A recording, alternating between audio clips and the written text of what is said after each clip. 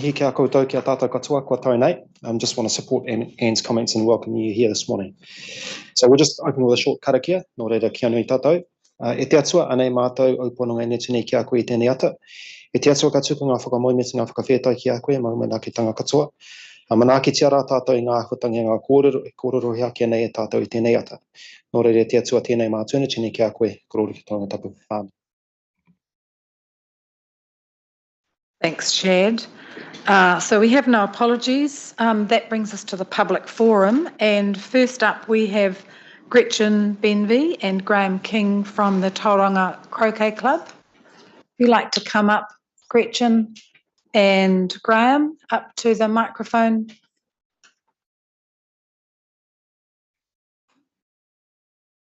So normally we give people about 5 minutes, but because there's two of you, we'll give you a bit longer.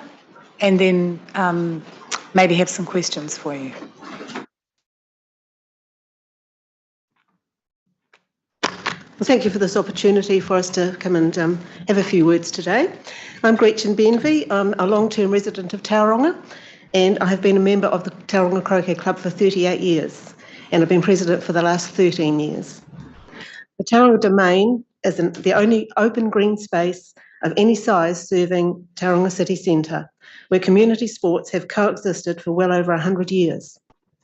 To destroy the fine open green space that is the Tauranga Domain because of a desire of a few to build a rugby stadium for a few games a year would be ignoring the wants of the majority of the Tauranga residents, who freely enjoy the beautiful green space, and all seemingly undertaken without any idea of how many residents use this green space on a regular basis.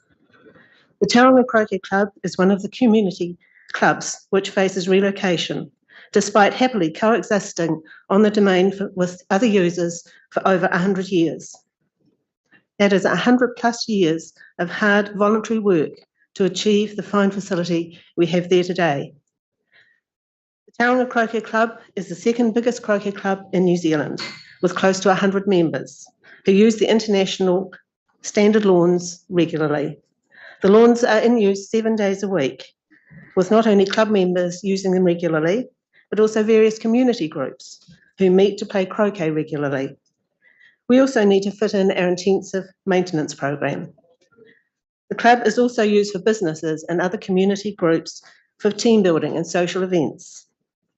The Tauranga Croquet Club is a well-used community facility with over 5,000 visits a year by individuals to play the challenging game of croquet.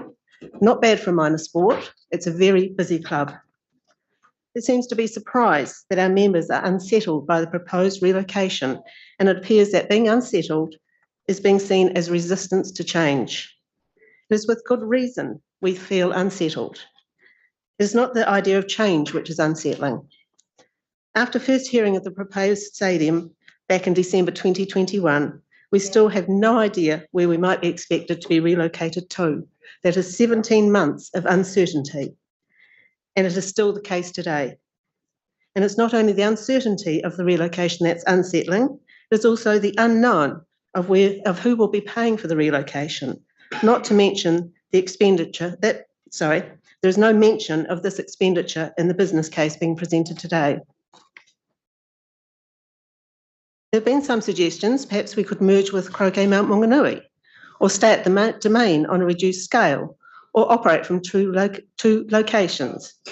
These suggestions only go to show the lack of understanding of our requirements and don't help with the uncertainty our members feel.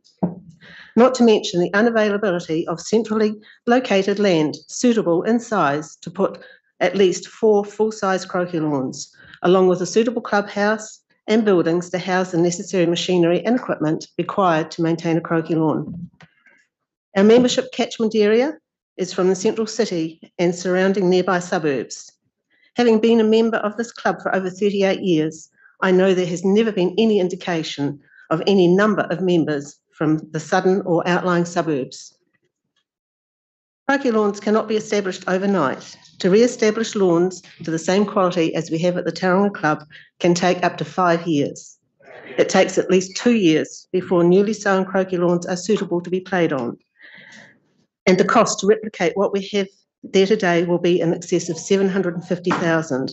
That is certainly not money the Tauranga Croquet Club has. We played croquet 12 months a year. Our sport is not dictated to by the seasons. We hold numerous tournaments throughout the year, which attract many players from around the Upper North Island, many contributing to local hospitality and accommodation venues while here. And we have recently co-hosted the Under-21 World Golf Croquet Championship. I'm the greenkeeper at the Croquet Club, and so I have an understanding of what is required to maintain a sports field. I draw your attention to Dave Ormsby's report at the end of the business case, where he states the use of the stadium field will have to be limited if a pristine field is to be maintained. That doesn't sound like a community stadium to me. I urge the Commissioners and the Tauranga City Council to give serious consideration and listen to the community before destroying the only open green space in the central city. Green spaces need to be retained, not just for the current users, but for future generations to enjoy. To remove the athletics track, the bowling club, and the croquet club would destroy the very heart of a well-used and attractive green space. Enhancement would be a better option, not destruction. I sincerely hope there will be widespread community consultation, not only on the initial costs to undertake this vanity project, but also be open and honest about the ongoing costs to the ratepayers of Tauranga. To bury it in the annual plan would not give the community the opportunity to voice their concerns, as many do not understand the process of the annual plan, nor have the confidence to voice their concerns in the public arena. The current plan is taking paradise and turning it into a parking lot, and the green open space will be gone forever. Thank you. Gretchen, Graham, did you have anything to add quickly to that? You have had now 6 minutes. Nothing? Okay. Any questions for Gretchen? Okay, thank you very much. Good morning. My name is Graham King. I am a member of the Tauranga Croquet Club and have been treasurer for several years. Based on the limited time I've had to review the business case and council report, I want to briefly discuss 3 areas, all connected to risk. These are firstly concerns with the economic assessment, secondly the lack of identification or consideration of risk benefits, and finally the concern about the impact on ratepayers. Starting with the economic assessment, Priority 1 was enlisted to undertake the business case and employ consultants to do the economic assessment. In summary, I believe the whole economic case is weak. Cost-benefit ratios mean you need to see a benefit for costs incurred. As a minimum, the benefits should be sufficient that there are no costs to ratepayers. I'd like to remind you of one key section from the business case that is missing from the council report. Quote, the preferred option returns a CBR of less than 1, suggesting that the costs outweigh the benefits. Importantly, the core driver of the net position is the capital costs and the ongoing life cycle costs. At the same time, the relatively low benefit associated with community use is also a drag. That, coupled with the long timeline, suggests that the project is high risk. 2 main options were shortlisted in the business case: stadium and gym, stadium with exhibition space.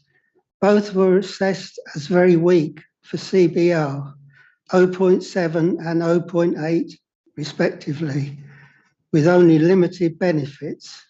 From these, a new option that includes space for the university only achieves a maximum CBR of 0.94, which is still very low for the overall investment.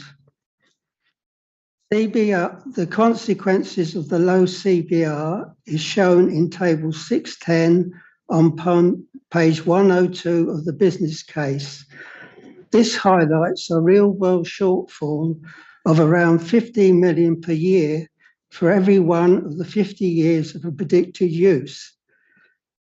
This totals at least $750 million in 2023 dollars, over 3 times the cost of construction.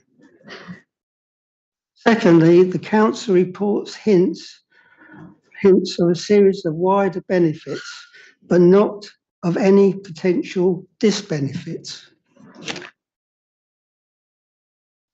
These include the impacts of climate change on so many weather-dependent events, the loss of amenity and access to the domain for current and future generations, which has led to the hands-off campaign, the costs of moving existing community-led clubs to other locations, for example, croquet and athletics, any costs associated with compensating Speedway if they are required to move. Total estimated cost and the keep running of the stadium will be about $970 million, plus the costs of disbenefits. Finally, as I have already said, the business case highlights a real-world revenue shortfall of around $15 million per year. No answer is provided within the reports, but if revenues do not cover costs, this would have to be met by ratepayers, as in reality, there is no other underwriter for the debt. Fees and charges to use the stadium and other facilities would need to increase by over $1 million a month for 50 years to cover full operating costs. In summary, pulling this all together, it is clear that this is a high-risk proposition because amenity at the domain would be lost forever if this concept proceeds. All options demonstrate an unacceptably low cost-benefit ratio. The value identified disbenefits have not been included within the business case analysis. Ratepayers will carry the risks of cost overrun and the repayment of debt for a stadium costing $1 billion to build and keep open. I'm happy to answer any questions. I think you've actually used up more of your time, so I'm not going to take any questions, but thank you very much. Okay, so next up we have Garth Matheson from the trustee of the Tauranga Millennium Track Trust. Garth, you've got 5 minutes and I'm going to be tight. We've got a big meeting ahead of us. Well, it's not a submission. You're actually, this isn't a formal process that we're taking part in here, but it is an opportunity for members of the public to speak to commissioners. But if you are tabling some notes, we're happy to circulate those. So your 5 minutes has now started.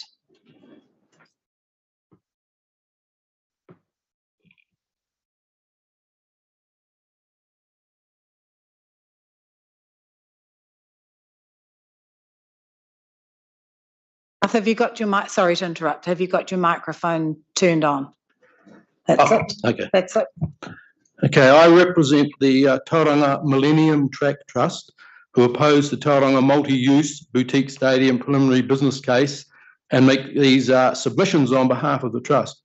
For the record, I protest that 4 days' notice of the business case and 5 minutes for submissions is too short for parties with a vested interest in this matter, making it impossible to address all matters set out in the business case. And I request that a reasonable opportunity be given to us to make full submissions before the business case is adopted into the Tauranga City Council long-term plan. This is particularly so when the business case itself says that the costs outweigh the benefits, and that does not include the relocation costs of the athletic track, etc. Who in their right mind would proceed with such a project? If the business case is adopted into the Tauranga City Council long-term plan, then the Trust wants the Tauranga City Council to notify the resource consent application for the boutique stadium when it is made for the following reasons. The Tauranga City Council is conflicted in this matter because it is the applicant as well as the decision maker, and members of the Tauranga City Council are also personally conflicted. The Tauranga City Council is a strategic partner of Priority One. The Tauranga City Council and Priority One are project partners for the boutique stadium project. The Tauranga City Council funds Priority One. Priority One and the Tauranga City Council are the joint applicants requesting the Tauranga City Council adopt the boutique stadium project in the Tauranga City Council long-term plan. And the Tauranga City Council is the decision maker as to whether the boutique stadium project is adopted in the long-term plan or not. A charitable trust created by Priority One will be the applicant for the resource consent. Anne Tolley, the Commission Chair of the Tauranga City Council, and Marty Grenfell, the CEO of the Tauranga City Council, and members of the Priority One Tauranga City Council Governance Group for the boutique stadium project. Simon Clark, the Chair of the Board of Directors of Bay Venues Limited, which is a wholly owned subsidiary of the Tauranga City Council, is also a member of the Priority One Tauranga City Council Governance Group. Simon Clark is both the Chair of the Board of Directors of Bay Venues Limited and the Chair of Priority One. Marty Grenville is the CEO of the Tauranga City Council and a member of the Board of Priority One.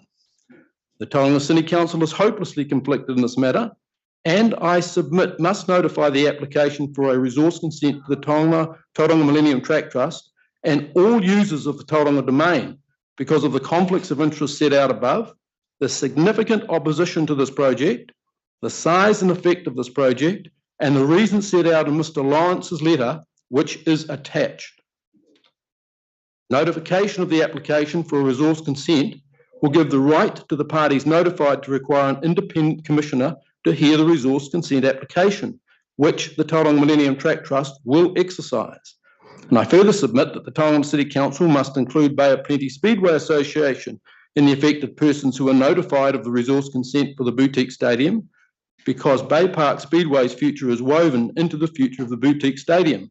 Consultation is no substitute for the right to object before an independent commissioner. Okay, that completes what I have to say. Do you have any questions? Any questions for him?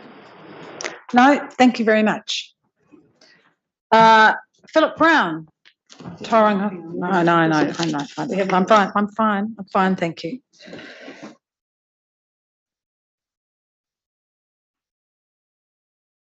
Welcome, Philip. Good morning, Up to Commission. 5 minutes. Yes, good morning, Commissioners, Council staff and members of the public. Well, actually, you're addressing us, just us. Oh, okay, all right. Well, I'm still being friendly. Okay, well, you know my name, Philip Brown, and I'm the president of the Tauranga Lawn Tennis Club.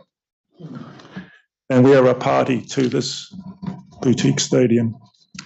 Last week was Anzac Day, when we celebrated the sacrifices of New Zealand Armed Forces to maintain democracy, freedom of speech, and inclusion in decision-making.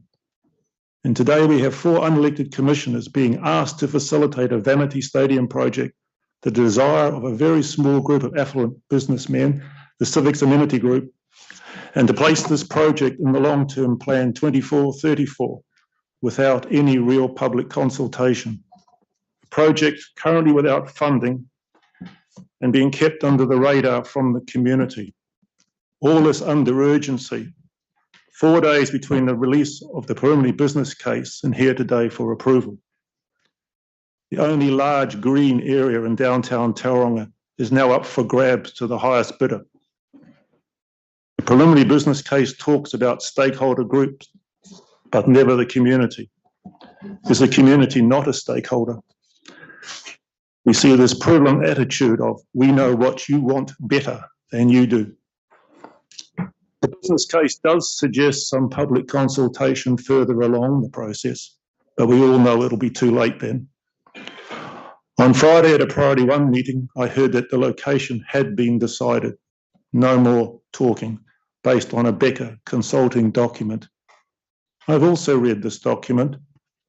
At any number of locations could have been suitable. So any future community consultation on this stadium project will not include discussion on the location, which is the most important part.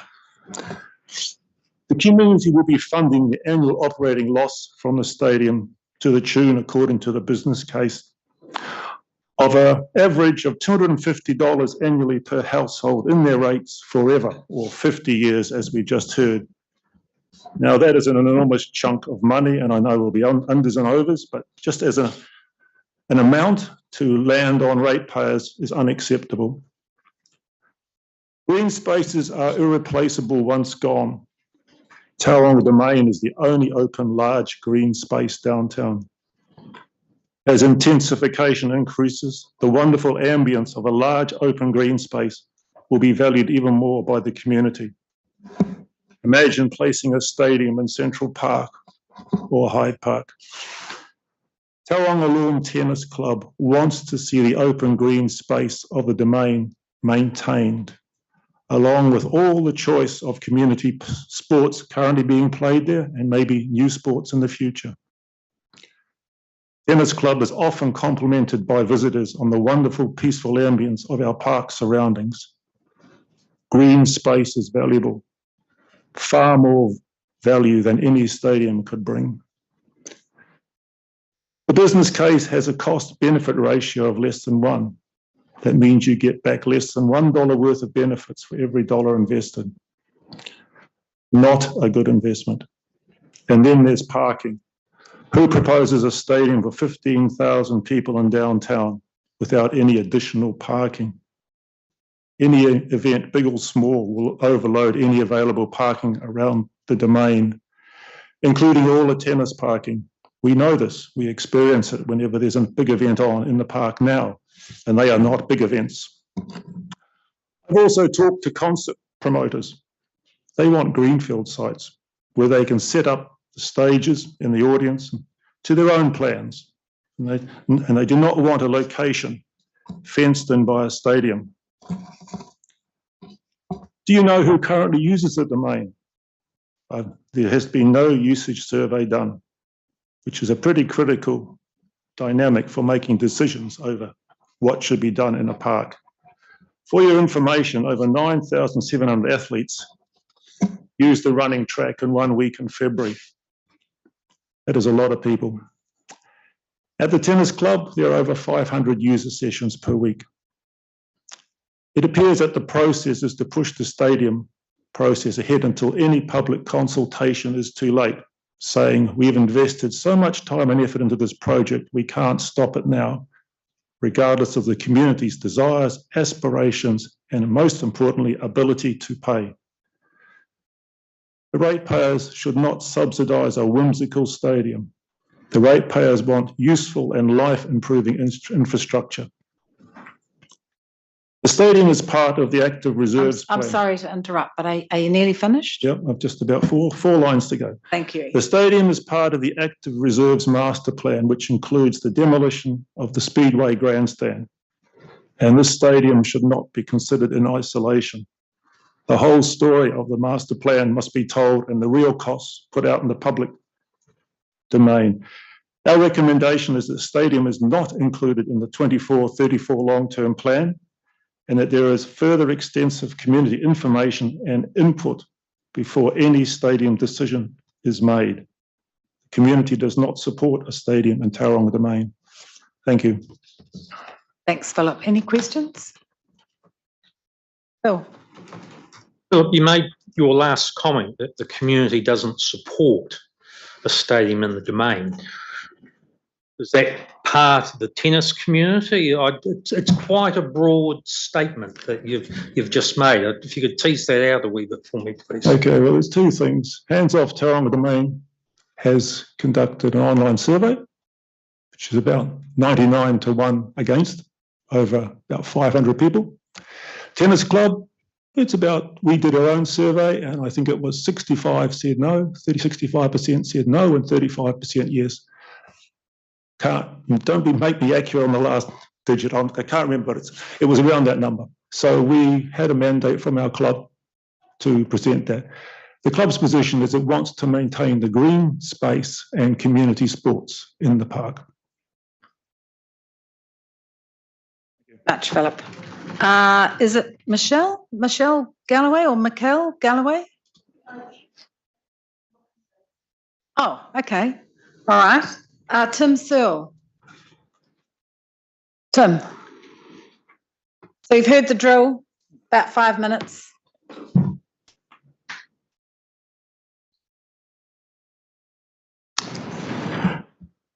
Morena, everyone. My name is Tim Searle, and I've lived in Tauranga for probably about 25 plus years. I studied here. I'm raising a young family here, and I'm part of the city's business community. I'm a passionate runner, and I love the connection that I can have with the harbour and the environment all over Tauranga. The thoughts that I'm sharing today are very personal, and as with others here today, can be quite emotive. I'm not a public figure,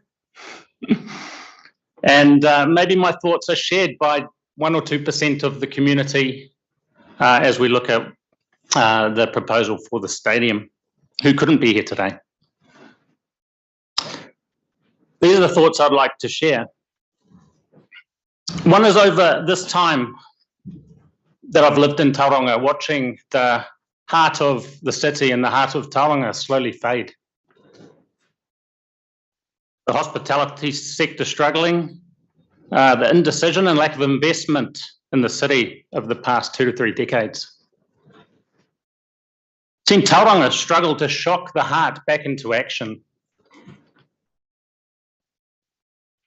The effects of the past 2 to 3 years only worsened and made this even harder. Our city centre needs to be an economic hub, constantly finding ways to attract new business, new events, tourism. Importantly, filling our hospitality sector that we know that the city is made up of. Our heart needs a future. And imagine that flow of energy that we can put back into the city by re-engaging, reliving it. The second thought is about the change that this brings, the uncertainty for many community groups. I'm a user of the athletics track once a week. What does this mean to my Thursday morning run?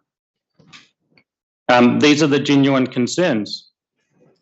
Over the time I've lived in Tauranga, I've seen changes around our city, some good, some not so good. I've had to change my own personal behaviours to reduce my impact on our growing traffic issues. But I've also watched many international cricket matches come into our city in the Bay Oval. I've seen concerts filling our venues. And I've seen some of our venues move around the city over time. It is important that these fears and concerns are addressed and that this change is managed well and communicated well. It also needs to be in the best interest of the future of Tauranga's heartbeat.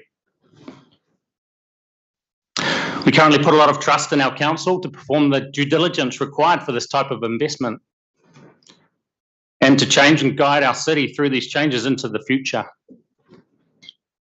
All I wanted to say today was just that this is just one perspective. And if it does happen to be shared by, like I say, 1 or 2% of our community, I'm passionate about this area. And I'd just love to see what we can do. Right, thanks very much. Thank you, Tim. Any questions for him? I really appreciate you coming. Thank you. Thank you. All right. So on with the agenda.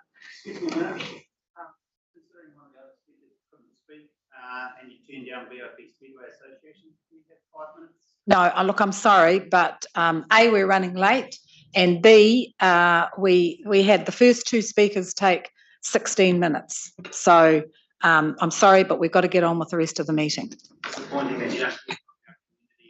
Well, I'm sorry, but actually Speedway contacted me at 10 o'clock last night asking for a spot. I think that's unreasonable. And I'm very happy to meet, and I've met with Speedway, very happy to meet with them, and very happy to have them speak at another council forum. Okay, so no late items on the agenda today. No confidential business to be transferred into the open. Not aware of any change to the order of business. That brings us to the minutes for the 3rd of April meeting, council meeting. Any questions, any comments on that?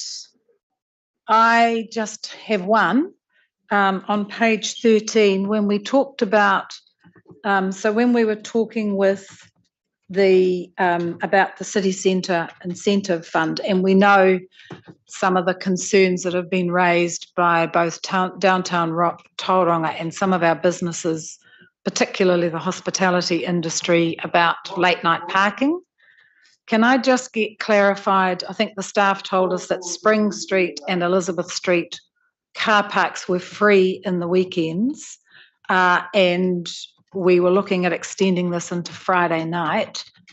I thought I heard comment that Friday night was actually also free from 6 o'clock on. Is that correct? Can someone tell me that? Let me check on that, and I'll get back to that during the meeting. The first statement about the weekend, though, is correct. Yeah. Yep. Yeah. Shared. Sorry, Anne, I did have a look at the parking of the parking building, so I did write it down. So the Elizabeth and Spring Street, they're free weekends from 6 a.m. on Saturday through to 6 a.m. on Monday. Hourly parking rates after 3 p.m. weekdays up to $6 until 6 a.m. the next morning. Yep. Helpful, thank you, Shared. Anything else? Would someone like to move that that's a true and correct record? Stephen and then Bill. Any further discussion? All those in favour say aye. Against, carried. That brings us to the minutes from the 3rd and the 4th of April, which is the Great and Marawaiwai hearings, which is about the racecourse. Any questions, comments, corrections? Bill's moving, it's a true and correct record. Really good conversations. Thank the members of the public for coming. Shared seconding. Put that, all those in favour say aye. Against, carried. Thank you. Any conflicts of interest to declare? None. That brings us to the CBD parking petition. Is Ethan here with us today? No, he isn't. Okay, so we have a petition which unfortunately fell through the system, came in before Christmas. So I do apologise. I was going to apologise to Ethan if he was here, but that petition is really seeking to take away to revert back to the free parking in the CBD. And a number of people have asked about that. One of the main reasons that we reintroduced, because it was originally an attempt to cope with COVID and to help the businesses. One of the main reasons for bringing it back has been that workers were parking there all day in the CBD, moving their cars around. It does affect the structure of the parking charges that can be implemented, and consequently there was no parking for people who are coming into the city for either hospitality or for shopping. So as an attempt to help the existing retailers, going back to charge for parking, $2 for the first hour, and then that puts into place a different regime for those people who then overstay and take up those parks. So the whole point of CBD parking is to have a shared amenity that can be shared amongst a lot of people. So if some people are taking it all day, because the costs are actually quite low and much lower than them leasing a park or using a car park building, then that's not fair on the retailers in particular who need that turnover on a constant basis. So I guess that we will be contacting Ethan with a report along those lines as to the reasons that the council has made that decision. Is that correct? Yeah, that's right. So we were expecting him here this morning, and we were going to offer up to meet with him. So we'll respond and again offer to meet with him and work through the points that he's making. There's some really good suggestions there that we want to discuss with him. So we'll work through all of that. Thank you. Just further to your comments, Chair, and I know the covering letter to the petition talks about a parking pass for workers.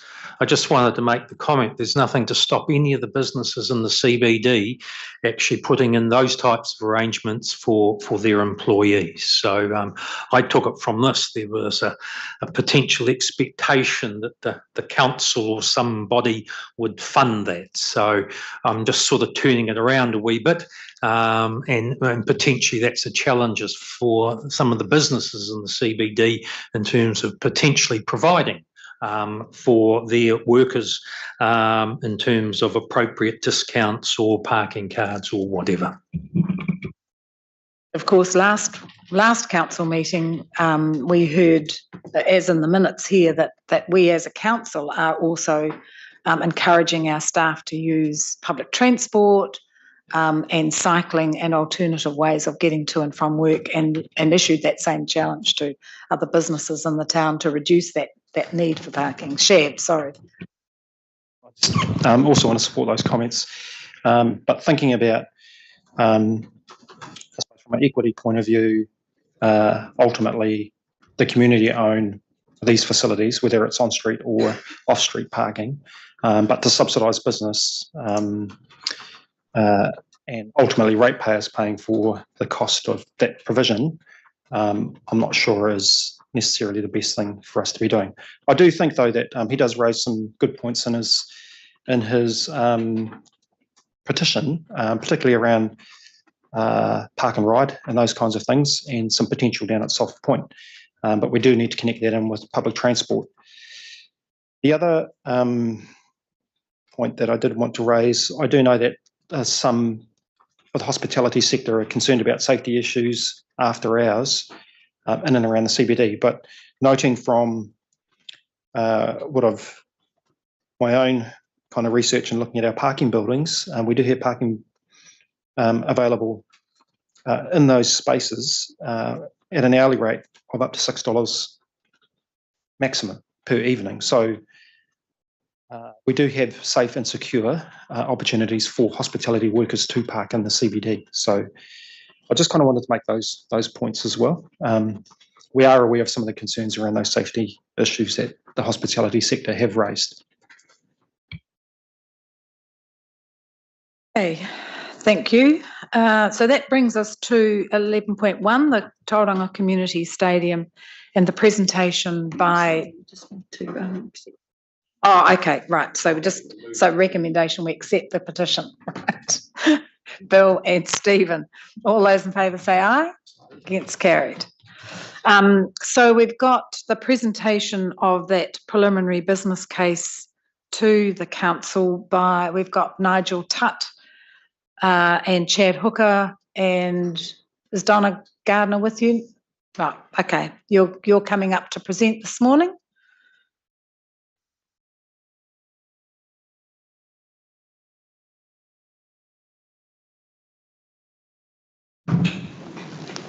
You know the drill, you've been before us before, one mic at a time. Thank you. We'll preserve everyone's ears for that. Morena koutou, thank you very much. And good to hear some debate this morning. So my job here today is to simply talk to you about the preliminary business case for the stadium. As you know, this is a team effort, and I am presenting on behalf of a number of interested parties. And this is a team effort because it's pretty hard for one entity or one council to take this all on its own. And there also are a bunch of other people that are keen to see things like this progress, keen to the point where they'll fund it. So that's what's happening. I'm the spokesperson for this. You'll have the report, so I'm not going to take you word for word through 240 pages. I'm just going to put a little bit of context around it, perhaps. I've got slides. I've got 200 slides now. Look, this is a continuation of a large amount of work that's happened over the last 4 to 5 years. Actually started under the previous council, and there's been a needs assessment, there's been a location analysis, there's been a feasibility study, and we're now at the business case stage. So these things do take time. They're fairly substantial, and this is the right place for it. It is a robust case. We've had Visitor Solutions as the consultants for it, along with a number of other consultants for specialist areas, and it has been peer reviewed as well. So that peer review process, which I've been part of, has resulted in some robust debate, and that is exactly the type of thing that we want in this to ensure that we have a good case for it. So just a few things. I put this in my cover note, but it's worth going over them again in a little bit more detail. This business case seeks to put the best foot forward for a stadium in Tauranga. It does not seek to do stuff wider than that. So we've got to be really careful we don't get involved in doing a long-term plan for you here. That's not the job of this project. But it does align with other stuff that you're doing, such as the master plan stuff. So some of that can happen regardless, but it is aligned with that piece of work, which is absolutely necessary as we seek to better optimise the grounds and the facilities that we have in the city. Secondly, stadiums are complex and difficult, and if you've viewed what's happened in other cities around this type of thing, you'll realise it's not something for the faint-hearted, and that plenty of people have opinions either to not do it or to do it way bigger. But we're really, really confident that we have this in the best configuration. So if there is going to be a stadium in Tauranga, we think it needs to be of this type of concept. And what I did want to say is we've gone into this and we've tried to make it different and we've tried to make it smart, right? So the last thing you want to do is to take an old school traditional approach to something like this, which is going to serve us from the late 2020s onwards, right? This needs to be different, and it's different in a couple of ways. So you'll see it's boutique. It's a lovely word. It's right-sized and it's multi-use. This is not just a sports facility. And we all know it can't survive on that. That would be a mistake to build something just like that. It will be used for sports, both professional and community, for functions, for exhibitions. It has quite a large light exhibition space proposed, for clubs, for concerts and festivals, and teaching space to the university. And the smart part about that is it is really flexible in terms of its layout. It has modular seating, which allows configurations to be changed. Festivals would be a good example of that, but also sports events. So it's smart and it seeks to get the right user experience throughout that, so that's something that we're all proud of and it's well used. The second part is it's the People's Stadium concept, right? We don't want this to be a concrete jungle or something that everyone gets to look at from afar but not participate in, and it is far from that. That's been the objective from day one. It will be open for community use, and you'll see the fields have plenty of capacity to take everything from kids' sport on a Saturday morning through to professional sports games. It's open to the public, like I say, as long as it's not used for something else, and it's optimised for fan experience, right? The last thing you want to do is build something that is 25,000 seats in size and then only have 4,000 people in it. So if that was the case, if we have a small one, we can configure the seating to that and you get a really, really good fan experience as a result. So this is smart, right? The wrong thing to do would be to build something like you would in the 1980s, and that is absolutely not what we're proposing. It's the right size, 7 to 15,000 for sports, 17 to 25,000 for concerts, and around 40,000 for festivals. That is the right size for a city like this. Again, it would be a mistake to let the ego get away and build something that's massive. This doesn't need to be massive. It needs to be right-sized and to fit the market needs. And there has been a lot of work going to the market needs and ensuring this is the right solution to that. It's also the right location. We've been very clear about doing all of that work to ensure that we did get the right location, because we know that locations are generally contentious. This is the right one. It scores highest on the modelling that we used. And it also supports all of the city centre rejuvenation that we know that council, but also businesses are investing heavily in the future. A couple of other things. A trust will be formed, or is underway in terms of formation. This needs to not be part of a council project. It needs to work alongside council and be partners in that respect. So a trust will be formed. And there's a large amount of external support for this, as I've mentioned, and the trust will be the key conduit between those major stakeholders, but also to make sure council has a good working relationship with it as well. And then Priority One will step back from this. We've been a neutral party and one with a bit of resource to put into this, but we're not the right people to be doing this in the longer term. It needs to be a trust with some experts to do it, so that will be handed off. And then funding is to be determined as well. What is in there is a very conservative case, and it's based on, in the absence of knowing anything else, how would a council approach this by themselves with a little bit of external funding. So we think that can be improved, and it is a key area that would be looked at in the future. And those two reasons that I just mentioned, or it has a preliminary in front of it rather than a final, we would expect to work with you on those things and any other stakeholders that we can around firming those things up before we go to a final type of business case. So the asks that we have of you is that this should go in the long-term plan, and it should go in the long-term plan for a couple of reasons. So that it can continue to be progressed. That is the right way to do it. It's a logical sequence. And secondly, it's so the public can have their say. As we know, it's a contentious issue, and it's a big one as well. So we need to make sure that the public absolutely has the full say on this, and that's the full public. It's not just a few interested parties that are either for or against it. It needs to be the whole public. Ultimately, we'll be the ones that have this for generations ahead. So we asked to put in the long-term plan, then we asked that you simply just work with us around what you might need to ensure it's sufficiently robust and the right thing for you to put into that long-term plan. We know there'll probably be some questions you have and some further work that may need to be done.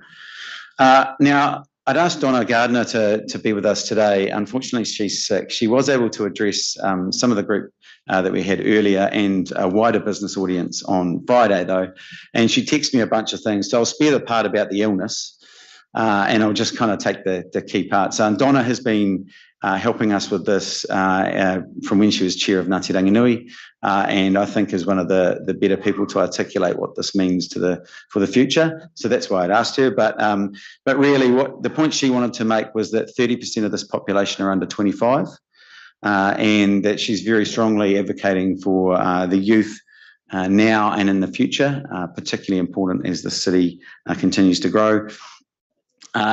She views the stadium as improving Māori events, both national, like Te Matatini, and local, and she was pretty vocal about the kind of good local cultural events we could have. There'll be local and regional school events, concerts and arts and education events as well.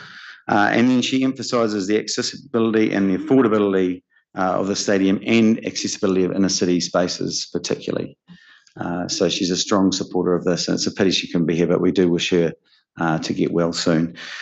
So now I would like I brought Chad up here because I'd like him to give some context in terms of what something like this means for regional facilities. So Chad will say a few words, and then I'll just finish off quickly. Chad. That's Maria. I think firstly to say that from a Baby News perspective, we're fully supportive of the stadium and the concept that's been put together here and the location for it. With the massive growth in population in the region, in the city, which we're all well aware of, and we know we haven't invested in community infrastructure over that time, so we know we're short on that. And what I can add to the conversation here, I think in particular, is that we're getting significant demand for events through our facilities, mostly at Bay Park, and to be honest, we're pretty struggling to accommodate everything. And I think when we consider the active recreation master plans that have been put in place and what Bay Park can become in the future, it's an opportunity to say, well, if we could take some of the business events, some of the concerts, some of those things that normally happen at Bay Park, move them to the stadium, that will free up space for more community sporting activity at Bay Park as well. So there's that opportunity to trade things off. And look, we do have, like I say, demand for those events at the moment that we're struggling to accommodate. So I think the light exhibition, the business events, those are a real opportunity for us to be able to drive multi-purpose use through the stadium facility. In the sporting sense, I can tell you that we have had conversations with a number of major sporting bodies over the last 6 months who are looking for opportunities to bring their events to Tauranga. So the Chiefs are keen to see events here in the future. We just don't really have the facility to accommodate them. And when you see what they had with 24,000 people in Hamilton on Saturday, I think that's a really exciting opportunity. And they recognise that Tauranga is an important market for them. So organisations like that, rugby league, football, they're all keen to have a presence in Tauranga moving forward. And this stadium presents the best opportunity to do that. Thank you, Chad. I just thought that was useful in terms of how the city's facilities work. I did want to underline in closing, I said this at the Infrastructure Commission Forum the other day, this city has grown 72% in population since the turn of the century. That is well over double the rest of the country. And I know you all around this room are working really, really hard, as the rest of us are, around infrastructure that helps transport and housing outcomes. And that is really, really important.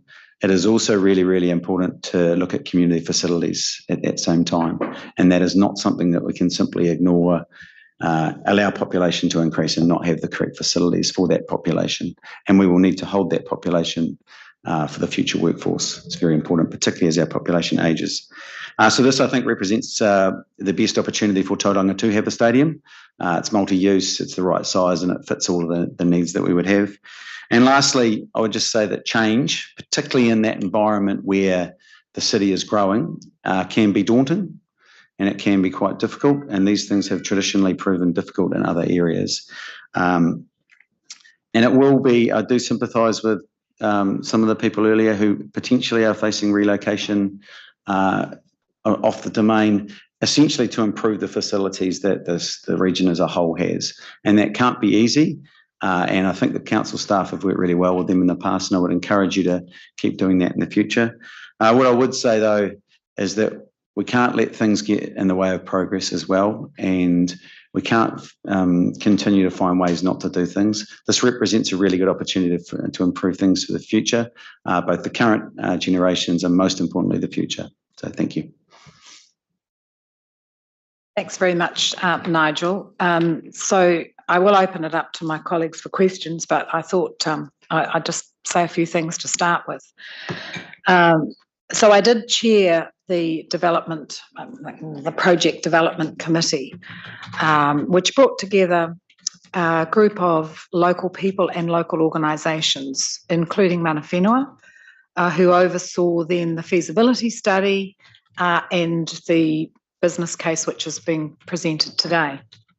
And as you said, Nigel, that was a continuation of work that started as outlined in the report in 2018, probably been talked about by groups of people earlier than that. I think it's important to note, and I'm disappointed to hear even again this morning from some of the people that I've had conversations with, some of the users that I've had conversations with, that continue to misrepresent what is being proposed. And I want to make it clear as chair, because I'd probably normally be sitting where you are, but it's a different way of approaching it. But it's been very clear from the start that this was to be an enhancement of the facilities that are currently there, but a major upgrade, obviously, on that. That it was to be a uniquely Tauranga, and Mana Whenua in particular were very determined that view to Moao, that connection to Moao, be maintained. But also it gave us that uniqueness that we see at the Bay Oval with all those magnificent television shots. And, so from a tourism point of view, you look at a picture and you know exactly where in the country that is. So that was an important part of the early discussions. But again, it was always intended that it was open for daily use, as we see it used today by just, as Tim said, people who go up there and walk. And so whatever was being proposed was not to interfere with that. So I think, Nigel, you talked about a people's stadium. We messed around with different ways of describing it, because the minute you say a stadium, everyone thinks you're talking sport, and this is to be much more than sport. And I think we had multi-use arena, or anyway, we came back to stadium. And the other thing that came up this morning that has always been important with the proposals is that we enhance this really critical piece of green space in the centre of our city. We are short of green spaces in the centre of our city, and they can and do provide a refuge for people to get out of their office and enjoy nature. The trees are of historical significance, and I think I was very clear from the very first meeting that we weren't going to touch them. But that underlining the fact that this was a significant green space, and so we had to maintain as much of that as we possibly could and enhance it wherever we could. That it wasn't a sports stadium, that it could host the variety of events, and you've talked about that. I have to say, it was a great privilege for me to work with that group of people, and they're not unlike the Millennium Trust that we heard from this morning, who were a group of citizens who identified a need, formed the trust, raised the funds, argued with council, and finally got that magnificent facility that's been used by thousands of people, probably hundreds of thousands of people, in the 23-odd years that it's been in place. The same with the Bay Oval, and someone mentioned that. I've been there several times. Each time it's been packed to the gunnels with people who take advantage of the opportunity to have major events come to Tauranga. That was a group of interested Tauranga citizens who saw a need, formed the trust, raised the money, and have put that facility in place working alongside council. So this is no different, what's being proposed. And I guess you'd have to say that Tauranga is really fortunate that it has these dedicated citizens who dedicate their own resources. I know that some of the people we were talking with even went throughout New Zealand, but even overseas, to have a look at what was happening and how the very best could be brought to Tauranga. So, as I say, this is a presentation of a business case. It's only the second time it's come to council. The first time it came to council asking if the domain as the best, as the process had shown, was the best place to site the domain, if the business case could proceed, needed council's approval because it's a council-owned site. So this is the first time that it really has come to council for in-depth discussion. And I just want to make those points because I would normally have made those points to council sitting at the other end of the table. But I'm going to leave it to my colleagues I've lived with this business case for 18 months. They are seeing it for the first time, and I think it's probably appropriate that I leave the major discussion and recommendations to them. So on that note, I'll open it up for discussion questions. If you've got questions of Shad and Nigel to bring this forward. Chad, did I say Chad and Chad and Shad? Okay, so Bill. Thanks, Chair, and thanks, Nigel and Chad, for the presentation. And we'll come to it later, but I just wanted to signal I've provided some recommendations to Janie, which will, I'm suggesting, be added to the recommendations that are in our report, because I think they will also assist in addressing some of the questions that I have, but also some of the matters that have been raised in the preliminary business case. But we'll come back to that in a wee while. I just wanted to make 2 or 3 comments first and then have a couple of questions, Chair. And certainly I just wanted to re-emphasise that I saw the business case when we got it in the agenda pack on last Thursday. So I just wanted to, and certainly, and also with my colleagues on this side here, have not been over it before. So that was the first time we saw that completed document. And that also gives rise, to a number of questions that hopefully through the subsequent processes will be addressed. I would just like to note, in terms of the business case, certainly signals in terms of the considerable benefits from a stadium, both in terms of the city, but also in the wider sub-region / Bay of Plenty region. But I think also, to be fair, much still needs to be done in terms of understanding and confirming that community support. The big question, how such a proposition will be funded, and that is particularly acute given the balance sheet challenges that this council has, not just now, but into the future.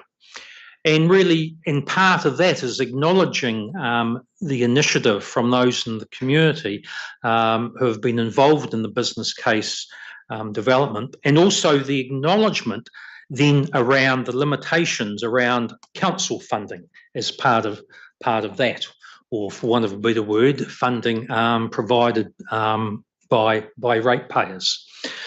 And therefore, other mechanisms, other arrangements would be absolutely critical if this proposition was to proceed. And I think the other key part of it is really that need to work with those organisations who could be impacted if the proposition was given the green light.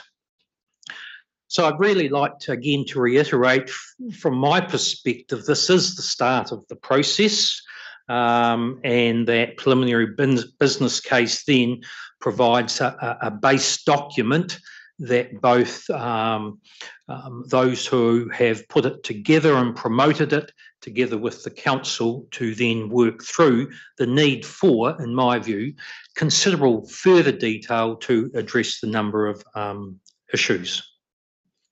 And I think key is continuing to work with those groups and organisations that actually utilise the domain, and for some of them for a very long period of time. But on another note, this is an opportunity to actually think about what is best for the city, the people in the city, and particularly in the context of the revitalisation of the CBD, but also what the potential benefits may be for the wider Western Bay. So, having just said that, Chair, a couple of questions come to mind, Nigel, in terms of the thinking and what thinking has been given in terms of a joined up and connected funding proposition to support if a stadium was to be located there. Given the concerns and the fact of life around the council balance sheet. Thanks, Bill. So agree with you around sentiments around weight on the ratepayer, and that's something that we've taken good care in this whole process to make sure that I guess there was a wider pool than just TCC. I think the fact we've got a preliminary business case now allows us to have meaningful discussions along those lines. It's pretty difficult to do without a firm case, because the question pretty quickly comes up, or how much are you wanting and what's it going to do, etc. I would note that in other areas this has been done, it has had some kind of regional plan where kind of proximity out in terms of benefits gets looked at and funding therefore. So that would be exactly the type of thing that I would suggest we would look at after this, and we'd want to do that alongside you. TCC is going to be, of course, a very important part of that. But I wouldn't want you to think that it would be solely TCC. And I think there's some smart ways we can look at funding this. Just on that point, do I take it though there haven't been any of those wider conversations around potential options for funding at this point in time? No, there haven't been any wider conversations around that, and we need some facts. There's been a few murmurs, but nothing I would call a serious discussion, which now would need to happen. Regional Council has been involved and has put some funding into the development of the business case.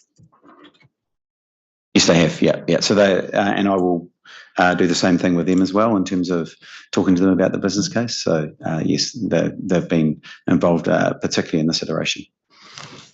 Just a further question.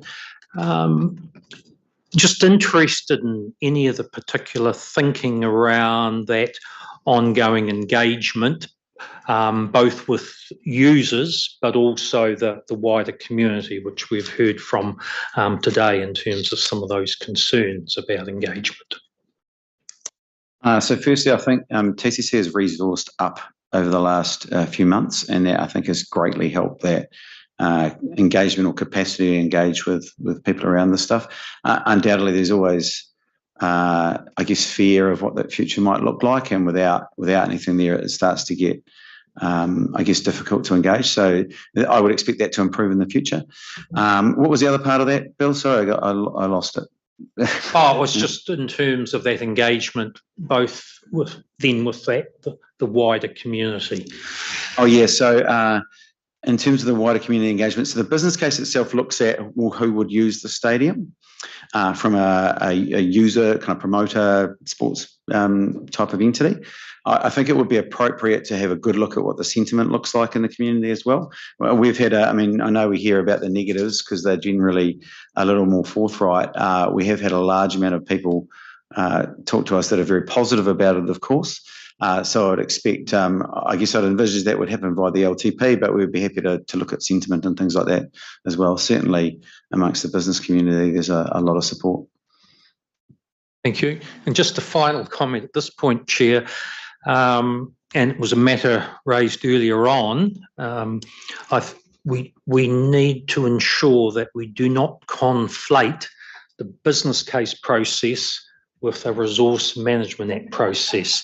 Quite separate, and we need to get through the whole business case process and then determine what an outcome is from that before we get anywhere near a resource management process. All that will do is create confusion both in the community's mind but also then in process of what comes first or doesn't. I think he was trying to make a point that we are conflicted, but we've just applied for a resource consent for the destination skate park, which we're building, which we own, and which we will operate. So that's a normal part of business. But most major resource consent applications are referred to independent. Yeah. Well, we don't have anything to do with that, and that deals with those sorts of comments. So anything that is notified, we are well clear of that. Right. That's exactly right. Yep. Okay. Once we've had further discussion, I'll come back to my suggested recommendations. Helpful. Thank you, Shad, and then Stephen. Thanks, Anne. Thank you, guys, for the presentation this morning and also reading through the document over the weekend. There was a lot in there. But yeah, I do take the points that the members of the public have raised. Like them, we only had 4 days to read through that to kind of wrap our heads around all of the various elements and what we're seeking to achieve across this particular site. So I also want to make some comments about some of the discussions that was raised this morning. We still have to step through a process. So community engagement is an integral part of this ongoing conversation. A decision today doesn't mean we're building a stadium tomorrow. This still needs to work through further refinement in terms of the business case, and you guys reporting back with some of those refinements, some of the questions that we'll raise today. Further engagement, consultation with the users in particular, and then whether we decide, the recommendation to push it through the long-term plan process also then gives us an opportunity to engage with the wider community. And I'm sure the wider community will have a view. I'm not sure we can take it from, 4 presentations this morning that they've got the view of the community. They've got one particular view and one perspective of the community, particularly as users and those that use this place on a regular basis. And just reflecting on my own experience with the domain, I played rugby there, played touch rugby, watched sport. Back in 1983, I think probably one of the first provincial games I saw was Bay Plenty play the Ranfurly Shield holders at the time, Canterbury, on the domain. So as a 10-year-old watching that and being up close, pretty much on the sidelines, watching your heroes play was an amazing experience. And then also through lockdown, I only live 3 k's down the road, and being able to come up to the stadium and exercise was a treat. And I think for a lot of our community, we have those kinds of connections and relationships with this particular space. And so we do need to engage with the community. And I do want to allay some of those concerns that this is still, these things still need to work its way through. I do have a couple of questions. And it kind of leads on from Bill's comment about funding and whether there's an opportunity to test funding through an IFF type model, an infrastructure funding and finance type model, and whether that's an opportunity to lock in for the long term that funding, and then also understanding the beneficiaries. So yes, Tauranga City will be the direct beneficiaries, but there'll be regional, sub-regional beneficiaries out into the Western Bay, and then potentially regional beneficiaries.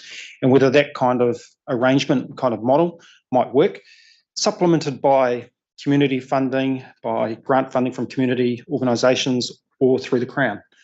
So I'd be interested in whether that's a proposition or further work needs to be done. So whether that's you or Paul. I can take that one. The short answer is yes. We have had some initial conversations with Crown infrastructure partners. There is a lot to work through, but it certainly is an opportunity that we can explore and will continue to explore. Thank you. Sorry, just getting back through my notes. And then also thinking, along those same lines, and I didn't kind of pick it up a lot in the report. While it's TCC focused, those wider sub-regional and regional benefits and how it aligns. I even went to the extent of having a look on Western Bay's website to get an understanding around their strategic alignment, and whether any thought or assessment's been done to see how what we're trying to do here might align with the Western Bay and also the region. I know it kind of connects through in terms of the smart growth and UFD, but if there's any other alignment drawn through. Thanks, Chad. Yeah, I think that's a piece of work that we would like to do. I mean, it's pretty clear that while we have territorial authority boundaries, the community doesn't really know too much about them. So, and Chad would see that at Bay Park, right, with basketball, where people come from everywhere to play that. So I think it would be appropriate to get something done just to outline what that usage might look like. And also agree with you on the IFF funding proposition. Paul looked pretty excited about that, so which doesn't often happen. So, sorry. So no, I think that's adopting different funding models is absolutely essential for this type of thing. Thank you. That's it from me. Well, many of the questions and answers have already been given, but I would like to support the areas of inquiry that my colleagues have raised. I do think, in terms of thinking about how we go forward, addressing the uncertainty for the existing users, which was clearly highlighted this morning, is a critical need. And I don't think anyone has any questions as to whether or not they, we would commit to supporting the relocation of existing users. That has to be a fundamental component of the stadium. It's a given.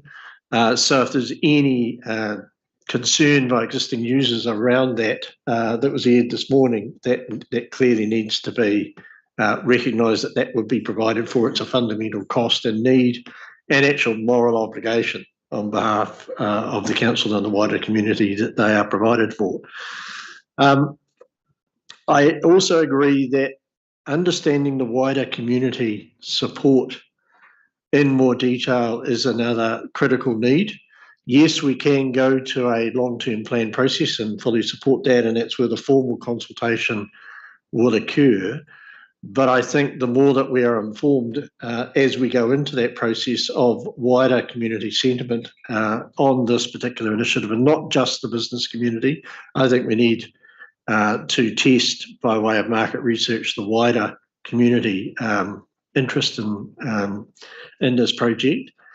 And when I say the wider community, I also mean the wider regional community, because as we all know, this won't be just used by Tauranga City Council or people who live in our City Council jurisdiction.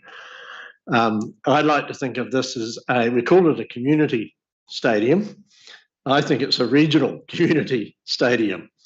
And that's what we should be designing it for, because this is actually going to be a facility that will be used right across not only the Western Bay, but the Bay of Plenty. And so from that point of view, we need to understand that community support. And actually, that may well be useful to the decision makers and the other local authorities to understand that there is community support within their jurisdictions for the project, and therefore give them a basis to make the right decisions. I was a little bit disappointed in the discussion this morning when it was presented to us in the open session, that there's a very strong focus on just the cost-benefit appraisal.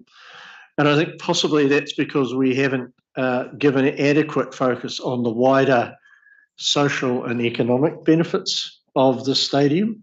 I saw buried in the report the work that was done by market economics, which showed that the wider economic benefits of the preferred option were indeed 778 million, which, if you included in the wider benefits, would see at least 2 to 3 benefit cost ratio, if you like. And that doesn't include the social and health benefits that are inherent in, I mean, these are the very reasons you do things, projects like Stadia, because they provide immense community benefit and they provide wider social and economic benefit.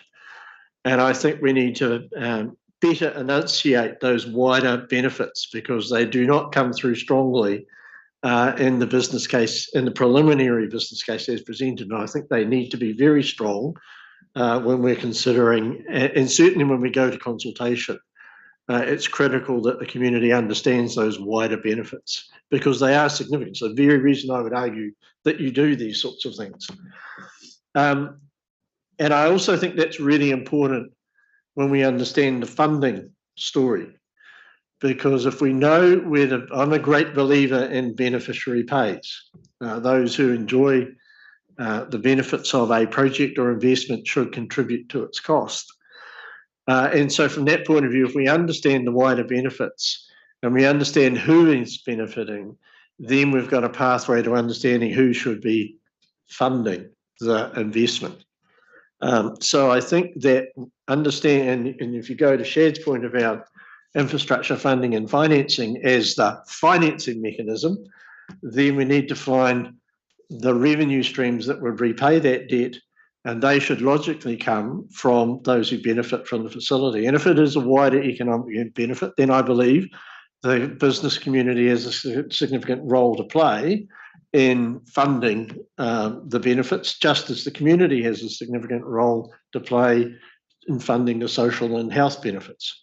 So I think quantification of who's going to benefit from this will then lead us to the funding solution, and the financing will necessarily be enabled.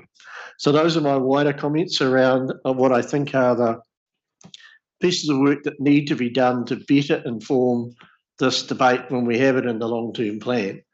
Because I would hate to see the situation where the case has not been strongly made, and the particular parts of the community who do not want to see things happening, that only their voice is heard. I think it's really important their voice is heard, and it will be heard, but it needs to be balanced by the wider community sentiment and an understanding of those benefits. So that's by way of input into where we go from here.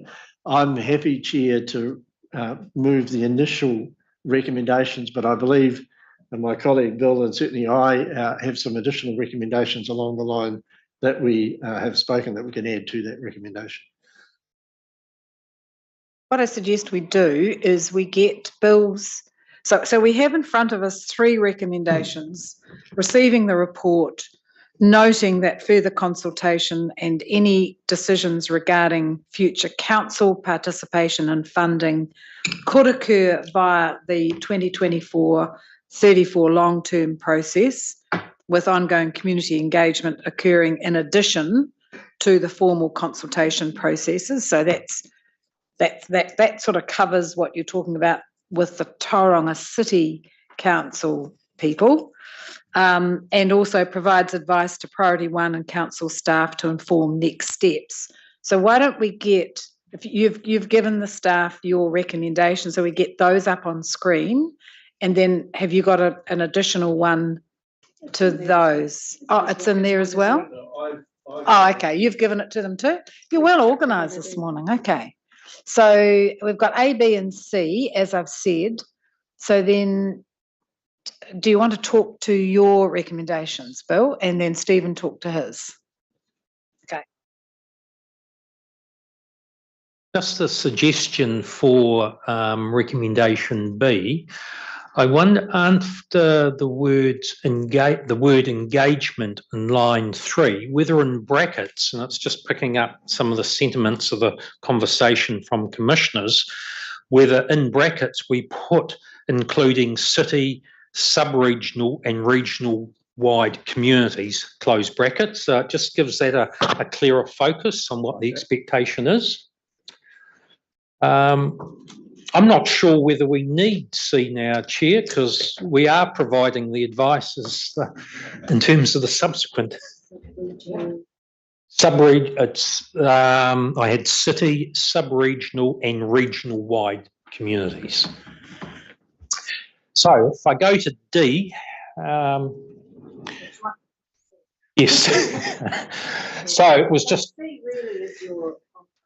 yes, yeah, that's why I'm happy with that.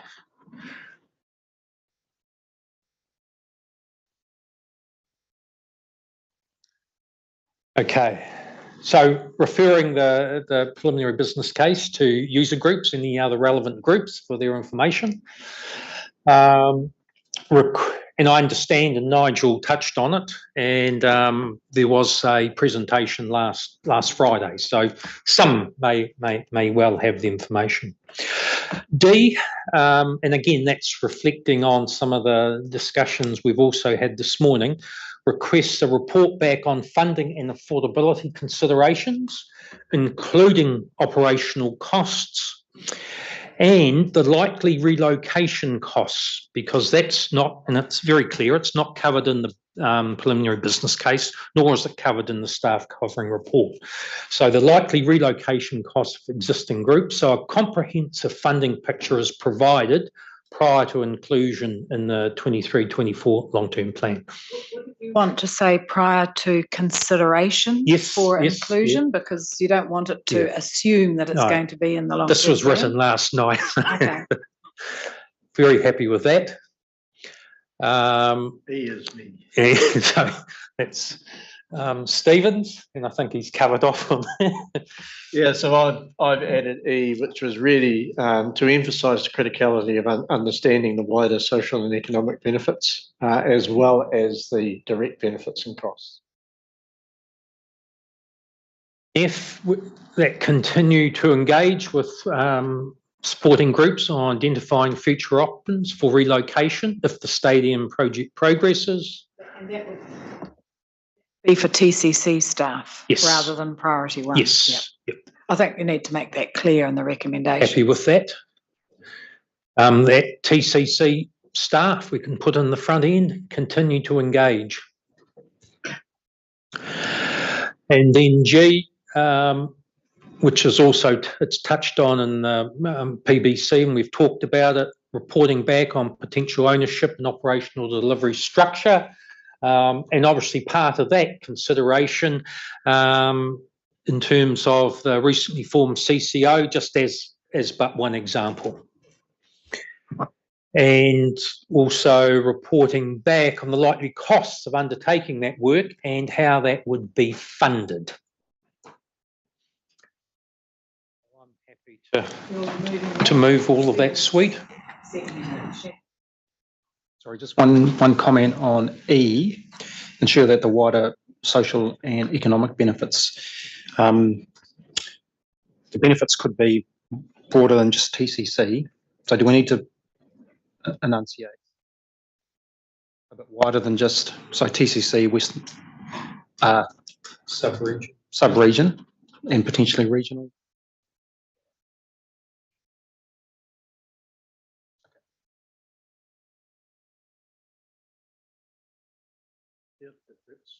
That's good.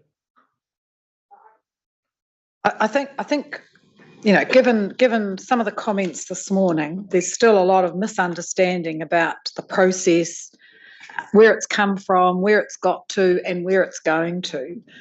So I think it's important that we're as clear as possible in the recommendations, rather than expecting staff to understand what it is we're getting at, so that the members of the public will understand what's now going to happen. So I think we covered everything in there.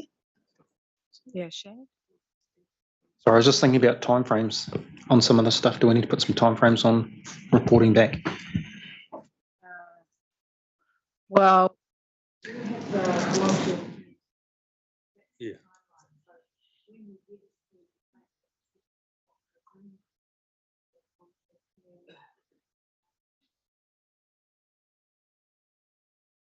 Sorry, I did turn it on and then I turned it off again. Do we need to be clear about the timelines? I think it's covered by B, that if it's to be consulted on, it needs to meet all other timelines associated with the long-term plan. So the work would need to be completed before then. Yeah.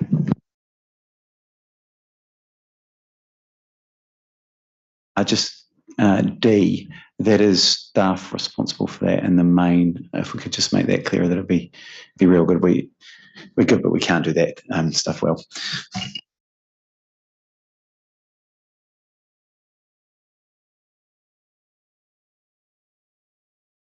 All right, request a report back from TCC staff. And I did note that you turned TCC into Tauranga City Council, because I hate acronyms. Thank you. And I was using one.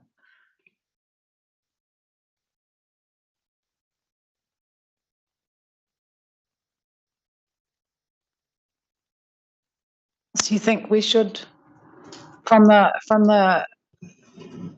the process going forward?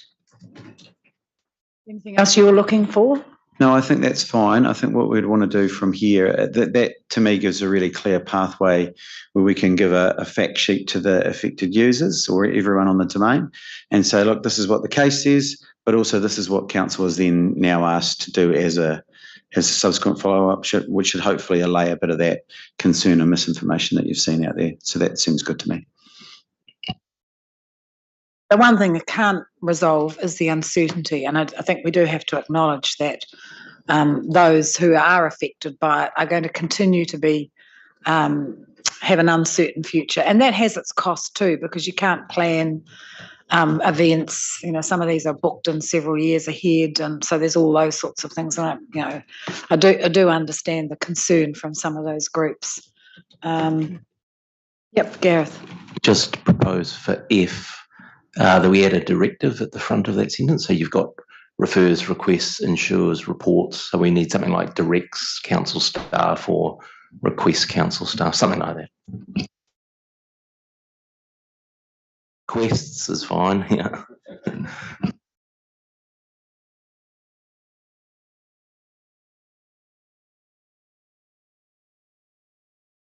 Those? Clear?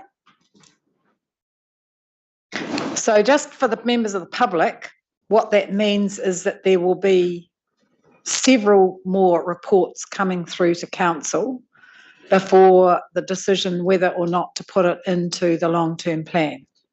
And that decision is made because of, we're remembering, of course, the 2024-34 long-term plan has been brought forward, and so that the commission signs that off. And we will be making that decision from memory in October, but before, end of September, end of September. And then out for consultation. The proposal is going out for consultation in November and early December for final sign-off in March of next year, prior to the elections in July. Okay. So moved by Bill, seconded by Stephen. Any further discussion? I'll put that. All those in favour say aye. Aye. Against? Carried. Thank you very much. And thank you to the members of the public who came and talked to that this morning. Okay, so that brings us to the, thank you, Nigel and Chad. That brings us then to the next item, which is the Automortai spatial plan.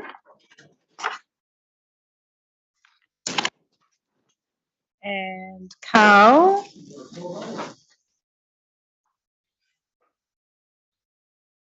And Karina. Morning. I'll let Corin lead this discussion. Thanks. Morena Koto. So with your permission, I'll take the report as being read. So the report outlines the steps that have been taken since the Automortai Spatial Plan document was taken to the Strategy, Finance and Risk Committee meeting on the 3rd of October 2022. And then we had a follow-up workshop with the committee on the 17th of November 2022. So just really quickly, the key changes since you saw the spatial plan document last time. So there's now stronger messaging, particularly upfront in the plan, to make it clear that the plan supports the well-being of the existing community, as well as making it a better livable area for people living now and in the future, as a comment that came from the last meeting. We had some map updates, particularly to the growth areas of Brookfield, Cherrywood and Beretta, to align more closely with the principles of the National Policy Statement on Urban Development. And then the final change was around an updated action plan, particularly around the timeframes of the actions, to align with the refined prioritisation outcomes that came from the Strategy, Finance and Risk Committee workshop on the 17th of November. last year. So the timing of these is now outlined in section 6 of the plan. So so happy to take any questions on that. Look, thank you very much. I think it's staff have done a great job, but I also think that it has been a great conversation with the communities that have been involved in the development of this. So I know that the media team put together some really innovative ways of connecting with the communities. Even one of our commissioners took part in the pinning and comments. But and that's resulted in a better document because it's been done in a really conversational way. Thank you very much for the ecological corridors. That's been good to see, and I think the Commission have made it very clear that with any of our spatial planning, that's an important element that we want to see as part of that. My only it's a slight concern. It's about something that's sort of accepted but isn't clear, and that's when we talk about the unique neighbourhood and we talk about the importance of its early history, its mana whenua history.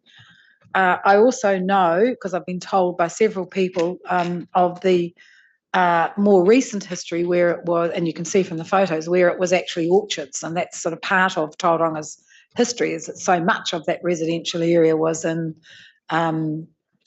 citrus orchards and peach orchards, and so it doesn't make it clear. You talk about the cultural history, the focus in it is on mana whenua, but I think it's important that continuing history is also reflected in the storyboards. I think Shad says some of the storyboards that are already existing, which are a bit tired and old and battered, talk about some of those local early residents in European times, and so it's just not as clear in the document as the mana whenua history. So it's just trying to keep that all those stories. Yeah, and we do have, acknowledging that comment, we do have a specific action which talks about the Māori and European history and doing a little bit more work on that. Yeah. So we've got a specific action on it, but yes, maybe it hasn't come through clearly enough in the actual front end of the document. I did see the action. Yeah. Bill. Thanks, Chair. And again, I'd just like to acknowledge the good work undertaken in respect of the plan and now where it's landed, both with input from the community, but also in terms of our previous meetings and input, and really pleased in terms of and there is a good story in terms on page 7 of the overview. So really just acknowledge the work of the team in that. I would just like to sound a note of caution, though, in terms of there are references to growth throughout the document. That's fine, but I think we've just got to be careful when we're implementing this and we're actually providing context and stories around the spatial plan. The key focus of this is actually on the people who live there now. And it is on people, the environment, biodiversity, etc., etc. So therefore, the investment story, again, supports that, not so much around the growth story, because at the end of the day, over 32 years, we're only looking at about 2,200 dwellings. So it's not a major growth area, but it is a significant area for the existing city community and for those who live there, both in terms of what's there, the facilities, the open spaces, etc., etc. So I just wanted to reiterate the importance of actually telling and involving and making sure we cover off that it is about those existing residents on an ongoing basis, because we often get into the growth mantra and actually forget about those who live here. So really complimenting you on that and really reiterating it is a good example of providing for those who live there with that investment story related to that over the period of time. And I think that investment also, potential investment, just reiterates potentially some of the deficits and the lack of focus in areas such as that covered by the spatial plan over a very long time in terms of going back. So well done, and I think you've certainly picked up in terms of, there's not an open checkbook, and making sure what we can do now, how that can be shared with others, and then there will be some key matters that no doubt will be sought to find their way into the next long-term plan. So otherwise, well done. I am, yes. So I'll second as well. Yeah, I think, over the last 18 months and watching and being briefed and even myself participating in the early stages of the engagement to where we are today, it's a very good piece of work, and particularly building from the work that was done on the public spatial plan, this one, and then moving into the Mount and potentially others. So I just want to commend the team as well. I don't have any questions, but I think the process I thought was excellent. Using those online tools to engage with the community. Just from my observations, I think it was great to see, when people put forward ideas, other people could either support it or not, and gave them the ability to provide comments. So you got this online debate occurring, which I think is healthy for a community. But support all the comments about this part of Tauranga City. It is a beautiful part to live in, given I live there locally. But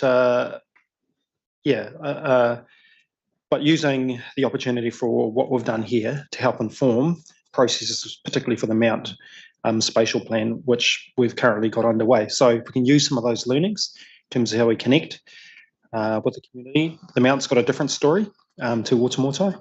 Picking up on Bill's point, Waitemata is not necessarily one of those high growth areas, but we know the Mount is. And so, we do need to build on the work that we've already done and make sure that we've fully engaged with the community. So just wanted to make those comments.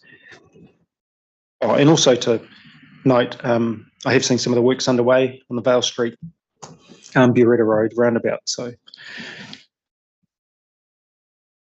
anything else? No, really did a great job. So thank you very much. I know it's a lot of work, but it's well worth it. It's a very good document.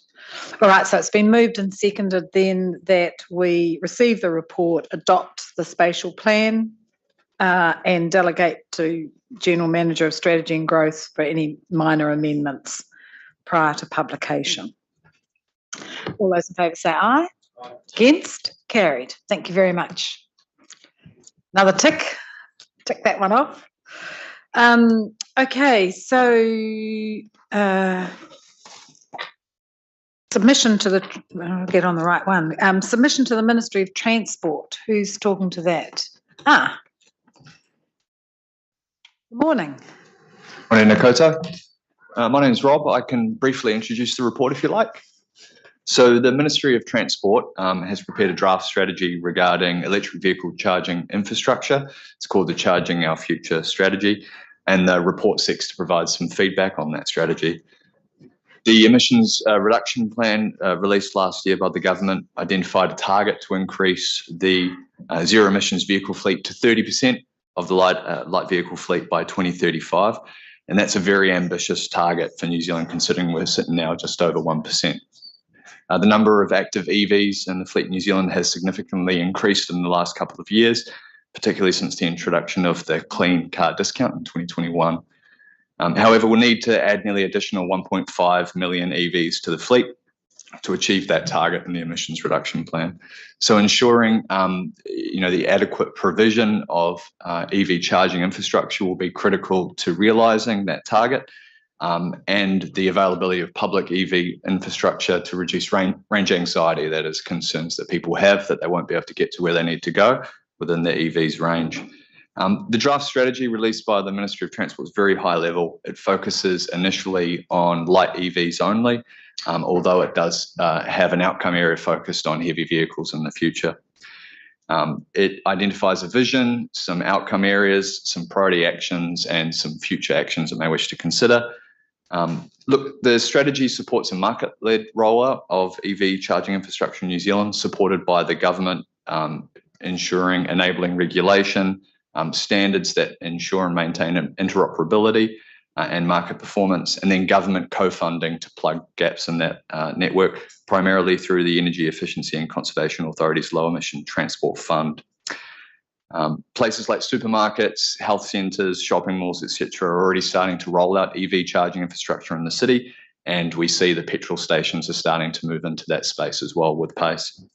However, unlike petrol cars, most people can charge their EVs at home, and research shows that more than 80% of EV charging is indeed done at home. So our submission is generally supportive of the draft strategy, and I'm standing by for any questions. Okay, thank you. So look, I largely support the submission that you've put in front of us today, but I just don't think that we're strong enough in that about a couple of things. First of all, this is the government's agenda, and they're always very good at putting in place all the regulation, but very little funding and lots of expectations on local government. So I do think we should be making that point to them, that they shouldn't be looking to local government to actually be funding this. They should be doing it alongside the private sector.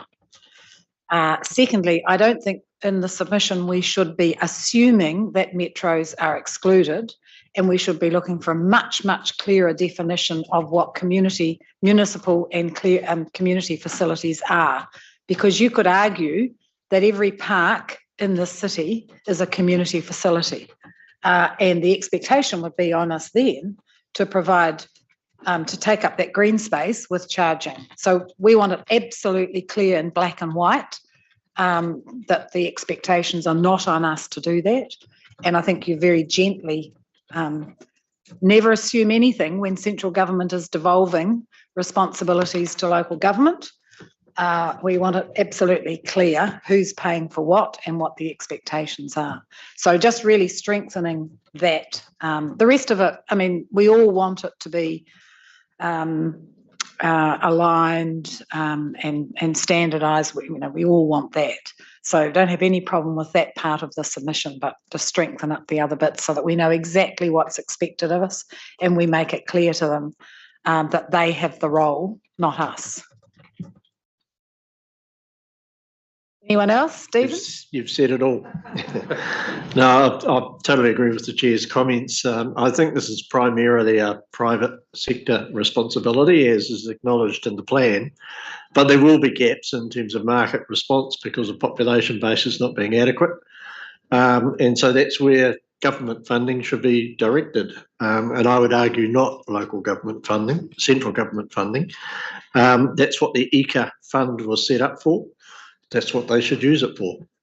So I think we should be very clear and explicit that that would be our expectation.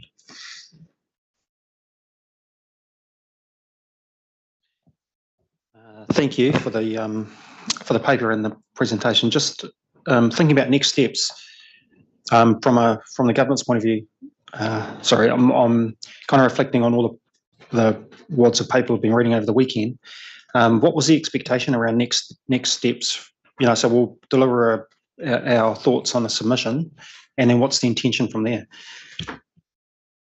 So the Ministry of Transport has been engaging with us through the CE, and we've had people attend working shops with them. This draft strategy, it is just a draft strategy at this stage. It's open for submissions until the 11th of May.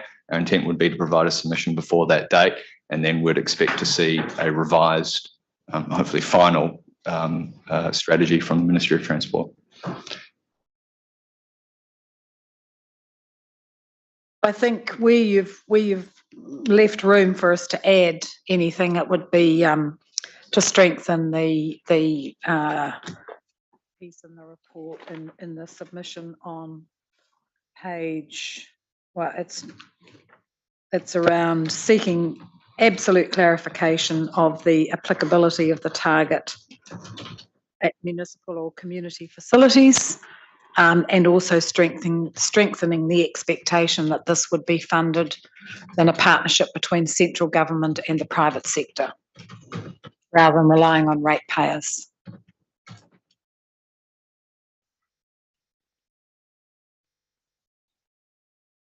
I mean, I could also talk about government deciding that we can't insist on parking on private property, but can and make room on our roads for both cycling and walking and public transport, but also for charging of EVs. But I think that's probably going too far. Let's deal with the submission. The rest of it, I think, is fine. Someone happy to move? Shad and Stephen, with those additions. Any further discussion? All those in favour say aye. Aye. Against? Carried. Thank you very much.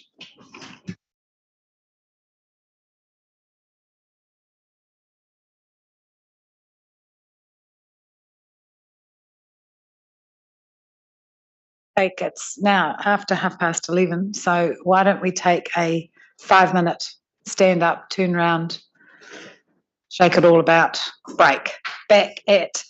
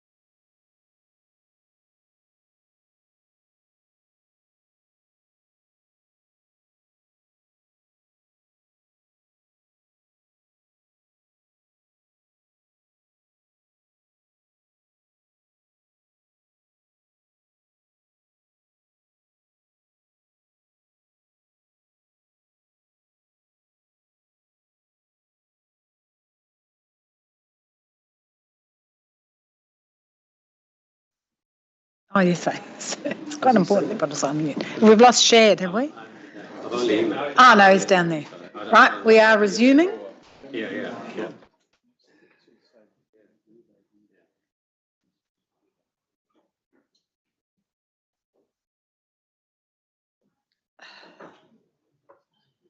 So we have Brendan and Karen on update of cycle use on Tortora Street. Can I just, before we start, acknowledge the fatal accident in the general area, and our thoughts and prayers are with both families, family that have lost a significant member through the fatal accident, and also the truck driver and his family, who will be affected for the rest of their lives. Both families, our thoughts are with them.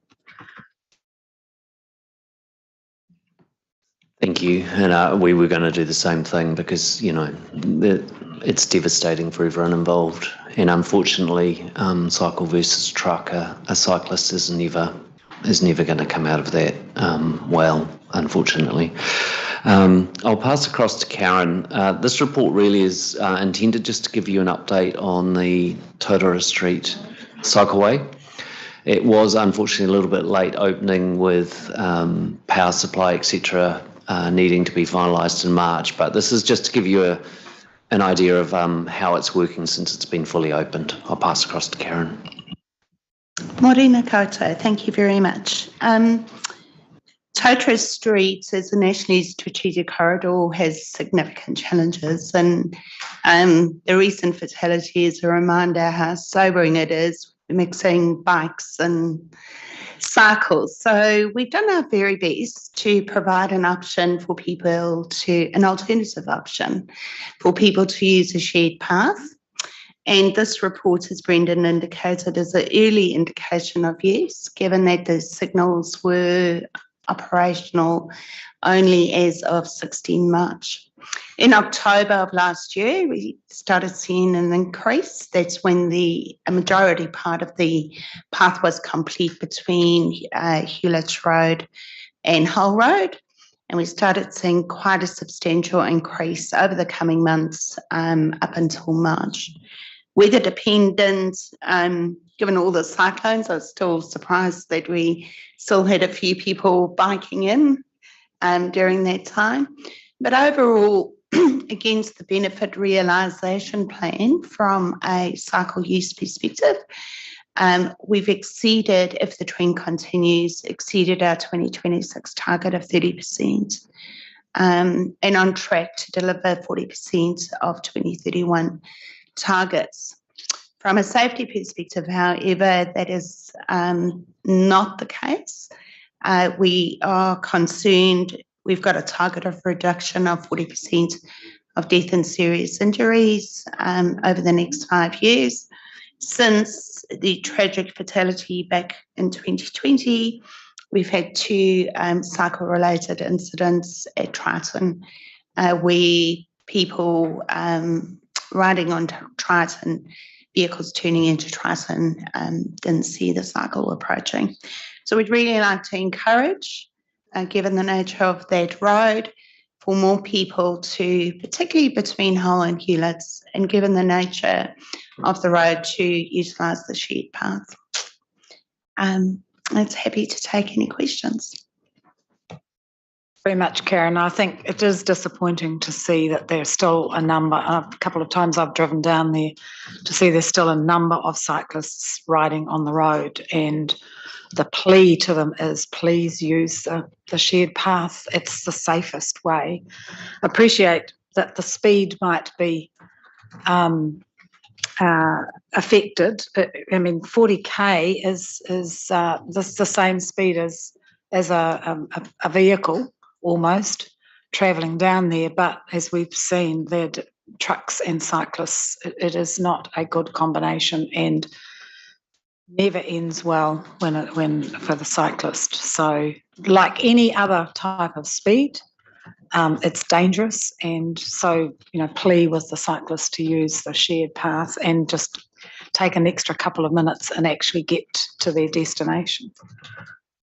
But it's really pleased pleasing to see the increase in use. There was a lot of criticism of the amount of money that was being spent. I think when we first started, when the Commission first came here, and I think we always defended it from a safety perspective, but it's good to see that that's been recognised by the population, and I think the two cyclists amongst us have seen themselves the increase in the recreational cycling using that, particularly in the weekends. Any comments, Shad? Yeah, thank you. Yeah, it is pleasing to see those results. And yeah, we may need to have a think about those targets, I think, to see if we can reset those. And I think probably from my perspective, I mean, one bike on the road is one less car, really. So if we think about the use of our corridors, it also means one less car park. So if we've got people biking to and from the Mount, yeah, it's great to see. I suppose the question that I had was around the DSIs, the death and serious injuries. And I know in the report it talks about a 40% reduction. I didn't see any kind of, I suppose, the starting point. So how many of these are reported? You did note a couple in the last couple of years, but what are we, in terms of the measure, what are we measuring against? So the measure, you're correct. In terms of death and serious injuries, there were 2. So the measure is saying that we at least reduce that by 1. Our aim is to have none. In terms of minor injuries, it's around 50%, and that includes all active mode users, and at the present time we're sitting at around 7. Thank you. And just in terms of those that are involved, are they on road, or have we got any data at the moment of those using the shared path, or the incidents for those on road? All of the incidents involving cycles have been on road, including 1 pedestrian injury crash crossing Tauranga. It's important to note, riding on the cycle path is significantly safer than riding on the road. Given my recreation experience, would use the cycle path. I mean, yeah, it makes sense. One thing I would note is, unfortunately for us, some cyclists use Tauranga Street as a training route, and so they record their times on Strava because it's long and straight. We would probably encourage, if we could, those cyclists to not use that as part of a training route. It's inherently dangerous. The mix of traffic between heavies and volume just don't make it suitable for that. There is other roads around that could be used for something similar, so that doesn't help us. I think that's partly a reflection of why we still see a reasonably high number of cyclists on road, because they are using it as part of a training route. Gosh, feels like there's a whole lot of earthquakes, but it's the wind moving the building. So how do we influence that? I mean, I don't know what Strava is, but how do we have any influence that we can bring to bear? So Strava is effectively a data collector. So you can, as a cyclist, you can record your times to and from certain sectors. So you can record speeds and you can upload it and you can compare to other riders. I think it's a case of actually working with some of these groups to try and actively encourage them to not use that as part of a route. It has a long history now of being a particularly dangerous piece of road. And I think a really confident cyclist probably, they're not blind to the risk, but they get very used to the risk, and they probably don't realise that a very simple, easy mistake is suddenly a fatality. And so if you're using it all the time, you get used to that perceived risk, but a tiny mistake could still have fatal consequences. So I think if we could encourage them to use the shared path, and that way we're just absolutely minimising the chances of further fatalities along that corridor. So we met with and I just can't remember whether they're called Cycling Tauranga or what I know there's a divergence of groups, but we met with the group that had come to the conclusion to support the Tauranga Street improvements. Would it help if the Commission talked to them about this and encouraged them? It's just, this is another case of social media. Actually, we've got it with Omanua, where social media is encouraging or enabling unsafe behaviour that puts people at risk. So anything we can do to influence that group, we're happy to. I think that would be beneficial because I think, we can't stop people being on road. It's a legal right that everyone has to bike on road if they would like to. But I think if we can encourage minimal use of it, I think that's not a bad outcome. It's an expressway. Is that something that would prohibit cyclists? They're not allowed to ride on expressways, are they? I think it's only motorways. Yeah. Because you do see cyclists on State Highway 29A, etc., which, I wouldn't bike on myself, but they're legally entitled to be there. So yeah, it's only a motorway that they can ban them. Something we need to take up with government as well to give us some more tools to be able to keep most people safe. Even then, Shad. I'd just like to say I really appreciate this report coming through. I've been pressing for it for some time, so it's great to have the data now. And I'd have to say that I'm pleasantly surprised by the numbers. I think they're a lot stronger than I expected them to be. And I do think the information should be shared with Councillor Benj from Western Bay, who's been particularly critical of this corridor, because the patronage is much stronger than even the business case expected, which is really positive. The concerning aspect, has been noted in the conversation, is around those that are still using the road. I drove Totara this morning. I only saw 2 bikes today, hardy souls that they are. One was on the cycle lane and one was on the road. And I just thought of that guy on the road, looking at my rear vision mirror on the left-hand side of my car was covered in water, and I really have no vision other than through the central, and even my rear screen is not that great.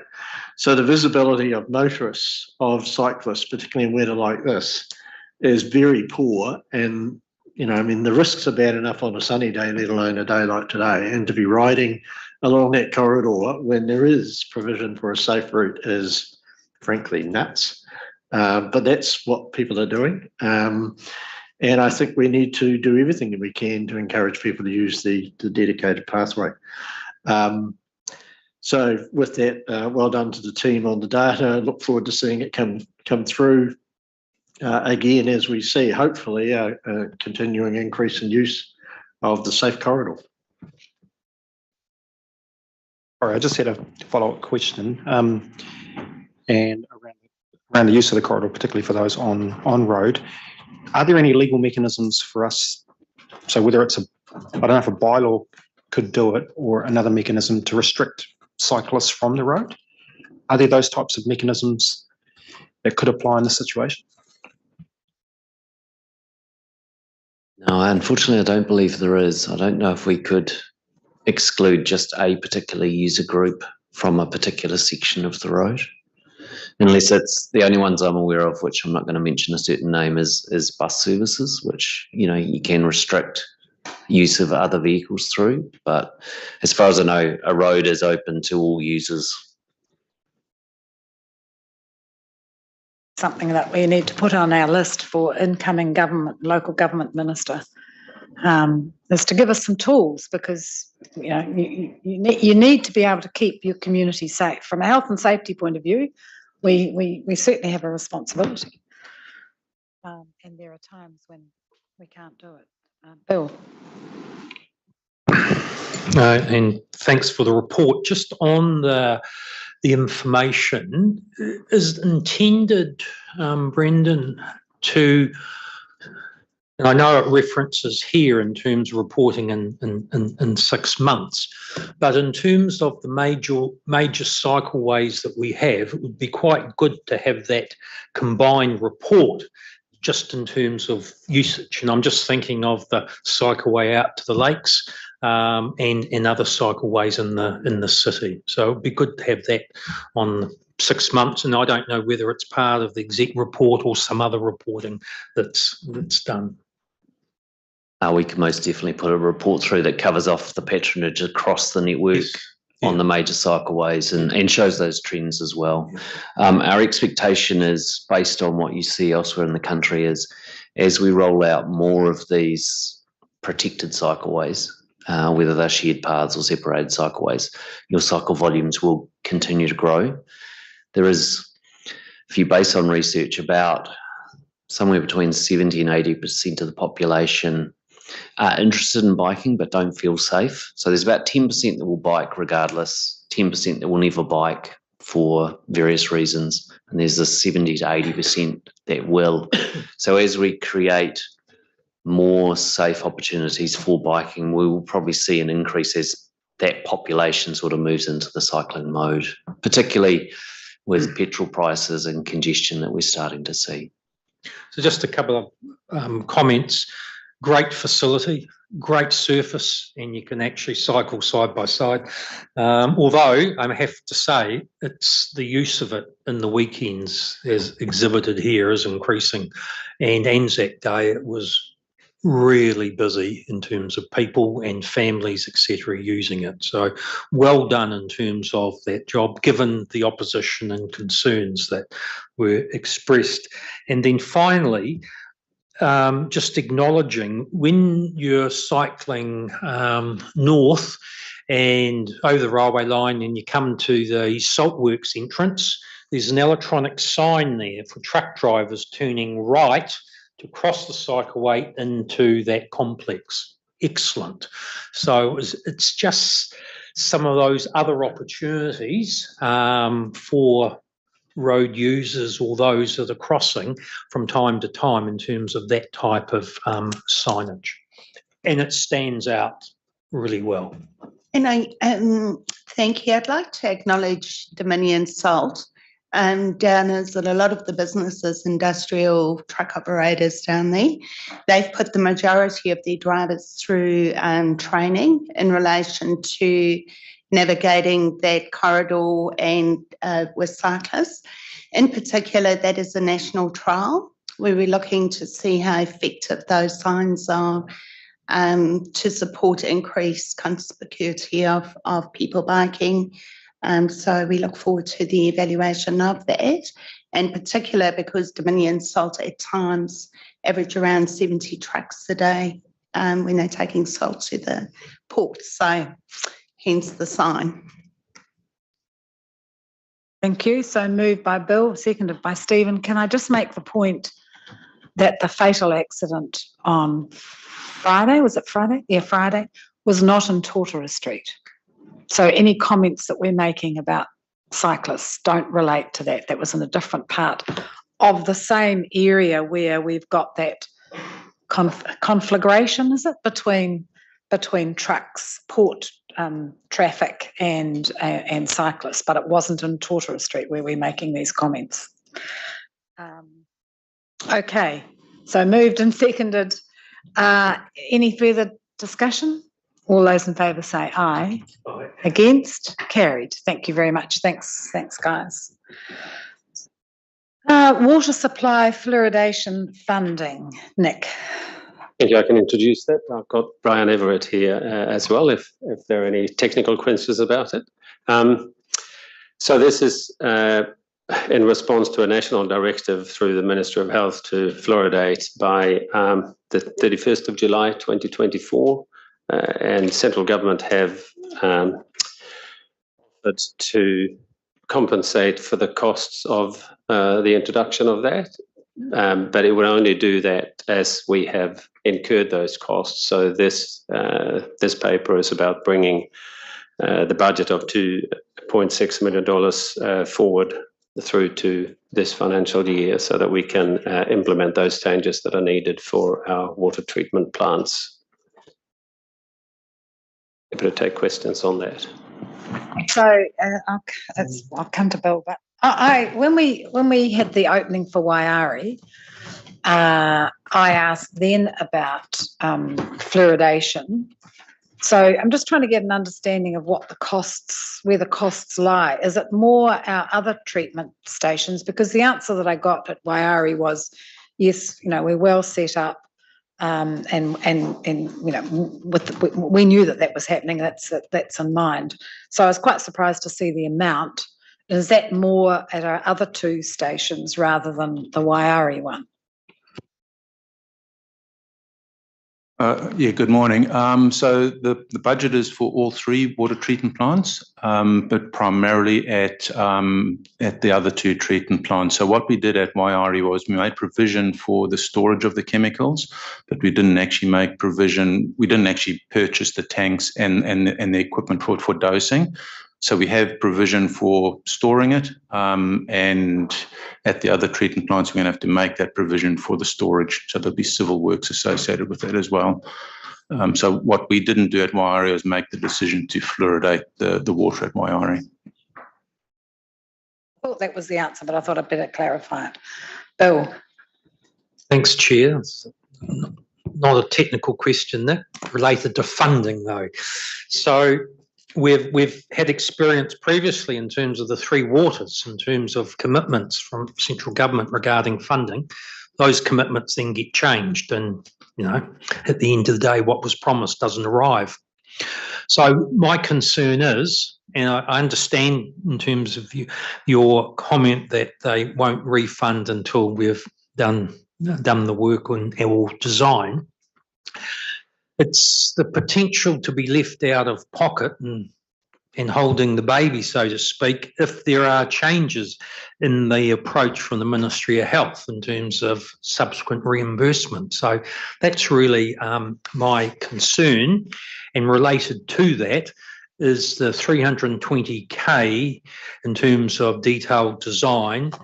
Is that also reimbursable in terms of the overall budget of 2.6 million? Yeah, the answer to your first question is that yes, that is a risk.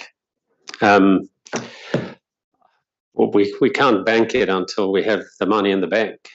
I think it is as simple as that. Mind you, I guess it's the reform, the better off funding. I think that's triggering the conversation, and there are similarities, I think, between the promises, but I guess also there are only so many promises you can break. So the amounts here are smaller as well, and quite a few councils involved with the application of the fluoridation. So we're not alone here, and neither were we in the reform space, of course. But the promise has been made. We don't know whether, we can't be sure that it won't be reneged on. So on that, we still have the obligation to fluoridate. So we haven't actually got a choice on the progression of this, and it needs to be done by the 31st of July 2024. So regardless, we need to go ahead with it. We had hoped that we were going to get that funding up front. That's now not going to happen. So the purpose of the paper is to bring forward that funding and I guess hope for the best. We can, of course, we can follow up with the ministry and get some further level of indication. Brian, you might know a bit more about that. So I can just comment that we put the funding forward for the full amount, the 2.9 million, which does include design work. And they, based on our concept design work that we did and we submitted in November, in February this year, they have agreed in principle to fund that subject to final costs. a close eye on the budget when it comes out next month to make sure that the money's there. Yeah. Any other comments? You happy to move? Well, no, you are prepared to move. Seconded by Shad. Yeah, unfortunately, I think we do have to get on with it. But I hate this approval in principle. That's the risk. It's like getting a letter of best endeavours. Okay, I'll put it then. All those in favour say aye. Against? Carried. Thank you. Budget changes to Hastings Road and Wairaki Stream.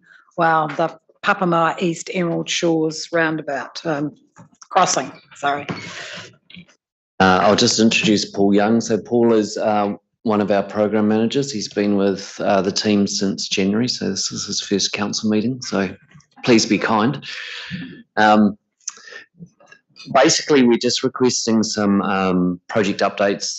Both of these projects have triggered over the amount that staff are allowed to sign off on. They are both DC funded projects, so cost recovery is via the DC mechanism. In particular, Hastings Street, one of the key reasons that has increased, as you can see in the report, is the need to beef up the retaining wall slightly. The earlier increase was actually driven by just time delay meant that the project ended up getting the inflationary cost adjustments that hit us or during COVID. And in relation to the Wairaki Stream, apologies, that should have come through the system about 2 years ago. At the time, it wasn't realised that the approval hadn't been put through. But yeah, that cost has been known for a while. So yeah, it's just unfortunate it wasn't put through at that stage. Happy to take any questions. Bill. You've in part answered one of my questions, Brendan, in terms of the DC funding, but given the situation in terms of increasing costs and all of that over that period of time, does that also get covered by the DCs, or is there still a gap at the end of the day? No, that still gets covered by the DCs. Although there's no retrospective charge we can make for the DCs that have already been paid. So from whenever this is locked in, it's a DC that gets the portion to future DCs to be paid. Thank you.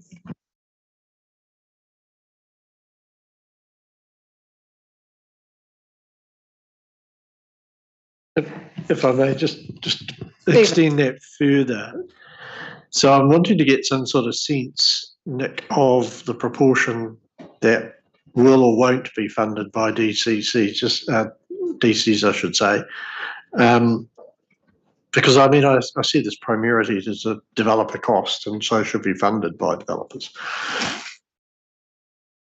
So what will be left unfunded of the proportion that we're increasing and have already paid? What will be left in our camp? So, answer.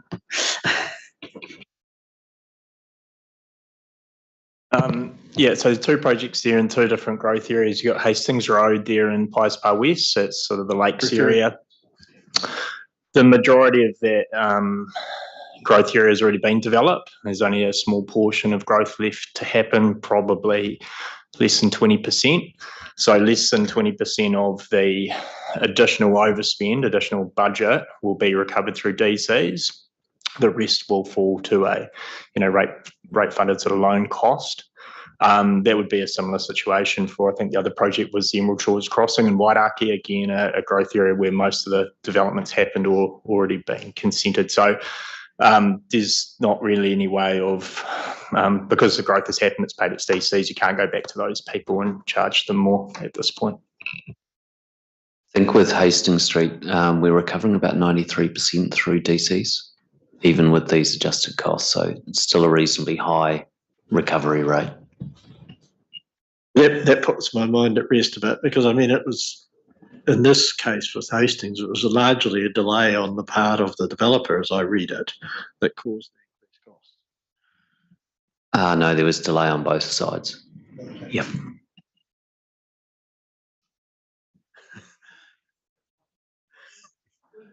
discussions before with local government minister about that inability to recover and the lack of tools that we have. Yeah, rigidity of tools that we have. Sorry, Bill. Yeah, and really just following on from in terms of that issue, what opportunities we have under the existing legislative regime in terms of, for want of a better phrase, to have a greater percentage to cover for those inflationary costs, given we are in that high inflationary environment. So may not be for response today, but it's something that I think we do need to look at together with discussions with the potential for any legislative change. So someone moved it. Bill moved it, and Stephen seconded it. Any further discussion? All those in favour say aye. Against, carried. Thank you very much. See that? We were very gentle, very gentle. Yes, he'll be back. Yes. Okay, Paul, increase of borrowing resolution. Yeah, so a little bit of background to this. So at the start of each financial year, we set the borrowing resolution based on the upcoming annual plan and what has been agreed with that. As part of that assumption, the main reason for the increased requirement here is that we had assumed that we would dispose of the outer housing units throughout the financial year and have that income coming in.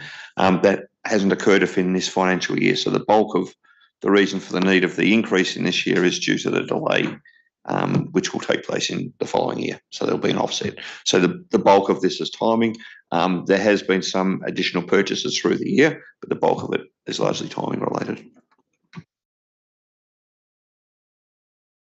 Want to add anything to that? Just here for questions if there are any. Not much we can do about that. Any questions?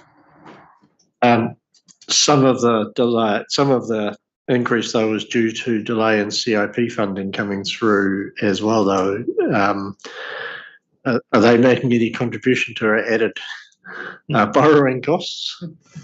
We're working with them to actually to get that. The timing of that will be a conversation effectively in terms of the additional costs that's incurred. So yeah, but nothing certain at this point.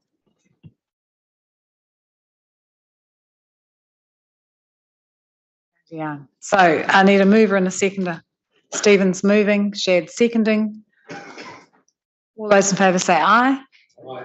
Let you off lightly, you see. Carried. So we have no late items. Well, we have one late item, and that is to recognise Robin for the work that she has done for this committee, well, for the commission really, since we came. So Robin's role, we're losing her from her current role within Democracy Services, but we're not losing her from TCC because she's going back to her old profession. Some would say she's going back to the dark side, which is the legal profession, but let's not dwell on that. But Robin, so as far as the Commission's concerned, you've worked in this role for 5 years. We've experienced you for the last 18 months, particularly managing public forum speakers, people coming and making presentations to hearings, etc. You've certainly kept us in line with meeting procedures, and we just wanted to take the opportunity to say thank you very much for all of that work that you've done, often very much in the background, and your reputation in dealing with, particularly with the public, who often are coming in front of council in quite an agitated and nervous state, has been commented on to us by a number of the public themselves. But we're going to miss you, and we wish you all the best and it's really good that you are not leaving TCC, but continuing on. I'll leave them in the water because you're still working. Thank you so much. So if I turn them around, let's turn them around for the photo. No, you come around this side, I'll turn the photos. There we go. Well done. I might be presenting from the other side. Yeah, well, yeah, gosh. Gosh.